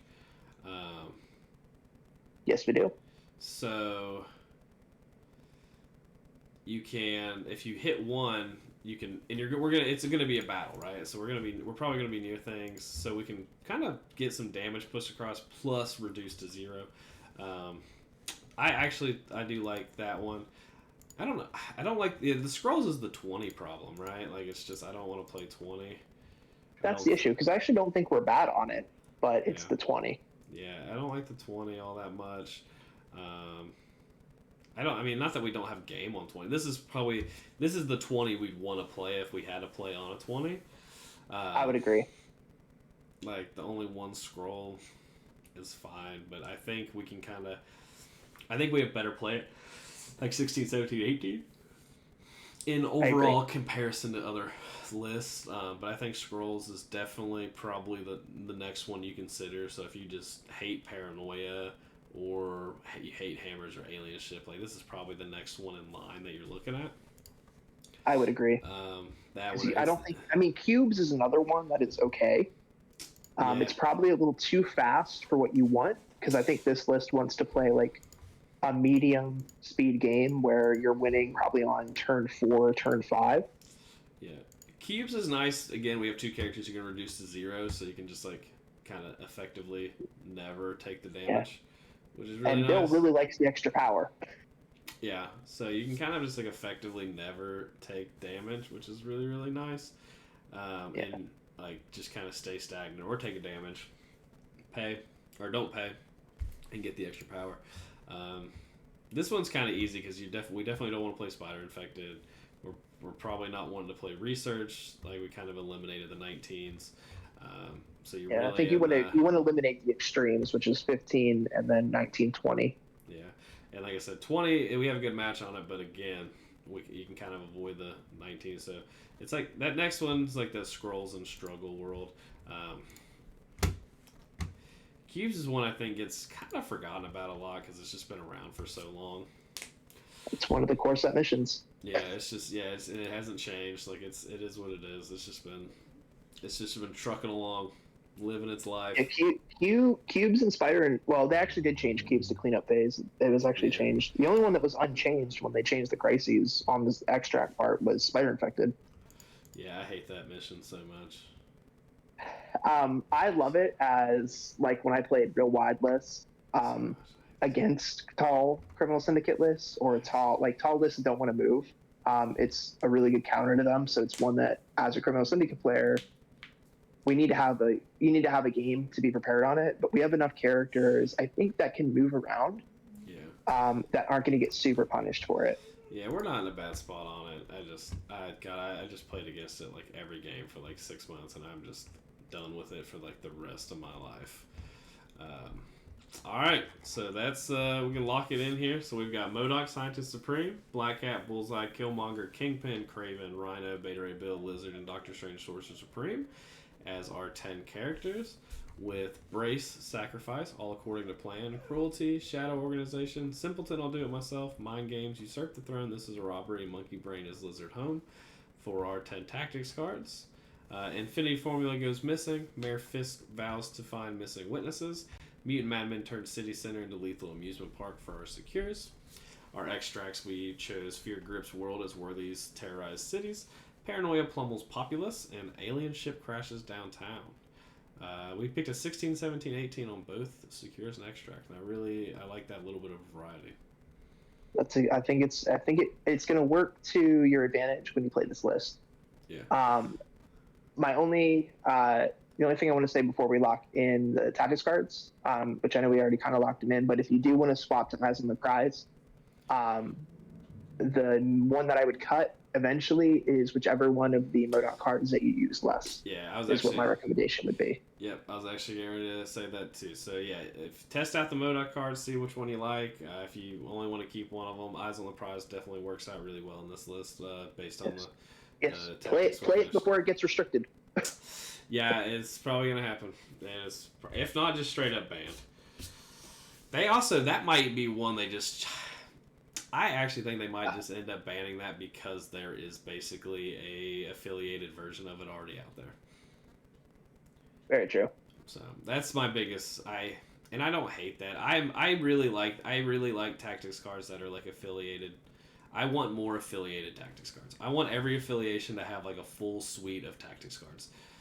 That is my dream for this game one day, and I think that is the direction they're heading. So it is. It's character specific and affiliation cards are where they're going. That's exactly what I was. Yeah, character or affiliated specific cards is definitely the way the game's going, and I think that is the way they were always intended. Absolutely. So, all right. Well, do you have anything else about the list you want to talk about? No, I think it's a really solid list. I'm really excited to try it out. I will definitely be playing it as soon as I get my M.O.D.O.K in. Yeah, I will. So this is probably going to release. I'm not exactly sure. It'll be this week. As of recording, it'll be probably in the next couple of days. I will be testing this list out on Wednesday. I actually do own all of these models. Shocker. And I am actually really excited to test out some of these. I'm really excited. I think I'm going to kind of force myself into playing Doctor Strange Sorcerer Supreme because I might do a little finagling and make sure that I'm playing like a specific point value so I can feel good about playing Doctor Strange Sorcerer Supreme because I feel like he works insanely well with M.O.D.O.K. So I'm actually really curious. I think he might be the character in the game that fits the best. Yeah, it's just kind of crazy because I don't want to say we stumbled on him, but I definitely he didn't initially come to mind. We're talking through. Yeah, and then just the more you kind of talk about him, it's just really, really good. He also, the fact that and something we didn't even talk about, the fact that he always just has 3 power a turn that he can just feed into M.O.D.O.K. is just, for additional rerolls and stuff, is just so good. Because, he doesn't spend a ton besides moving stuff. And then he can just throw M.O.D.O.K. range 3. Mm-hmm. It's just, and he can do that on turn 1. He can move up, do a range 3 attack. He needs 1 more power. Yeah, but he needs to get 1 attack. So if we say we're playing a D, he just moves up, attacks somebody on the center point or something that's in range 3 because he's medium. He's a medium base, medium move, so he's gonna be there. He's with the pierce and the ability for if he gets the pierce but plus the M.O.D.O.K. ability, now you're gonna have the extra power because it's a builder, and now you have 4 power. So M.O.D.O.K. behind you, who's on a large base, is probably gonna be within range 2. Because you just moved in front of him. So now you're throwing him, moving him range 3 or whoever, Beta Ray Bill even, Rhino, whoever you want to move. And then now they get to activate and they're, at a massive advantage to be able to start getting in that battle. I'm excited. Absolutely. I am excited to play him. I did get my first recommendation. I do listen. My first recommendation was Guardians of the Galaxy. Did want Guardians mixed with Asgard, which ironically I think there's a good shot you just play Guardians and all of the Asgardians that are also plus Thor work pretty well. So I've got that lined up. I've got lined up. So my first recommendation was Guardians of the Galaxy. I'm going to get that episode out in the next couple of weeks. So thank you for the recommendation. I love to see them. It also makes me kind of solves the issue of which episode I want to do next. So keep the recommendations coming. Bryce, thank you so much for coming on. I'd love to have you back sometime. Absolutely. I'm always down to talk MCP. Thanks for having me on. It was a blast. Yeah, absolute joy to have you on. You were the last of the crew to get recorded. We'll be the first one to get posted, so they can take that for however they want, but it's no slight. M.O.D.O.K's the newest character. I just want to get it out because it's new. But it's more than fair. Yeah, and I think I talked about it with all of them in the episodes, so it'll be kind of funny in the future hearing about me talking about something that was quote-unquote in the past based on when it was released. Anyway, thanks for joining us, everybody. Have wonderful games. If you try the list, let us know how it worked for you. Thanks for watching and listening, as always. And always, have wonderful games and stay safe. Bye, guys.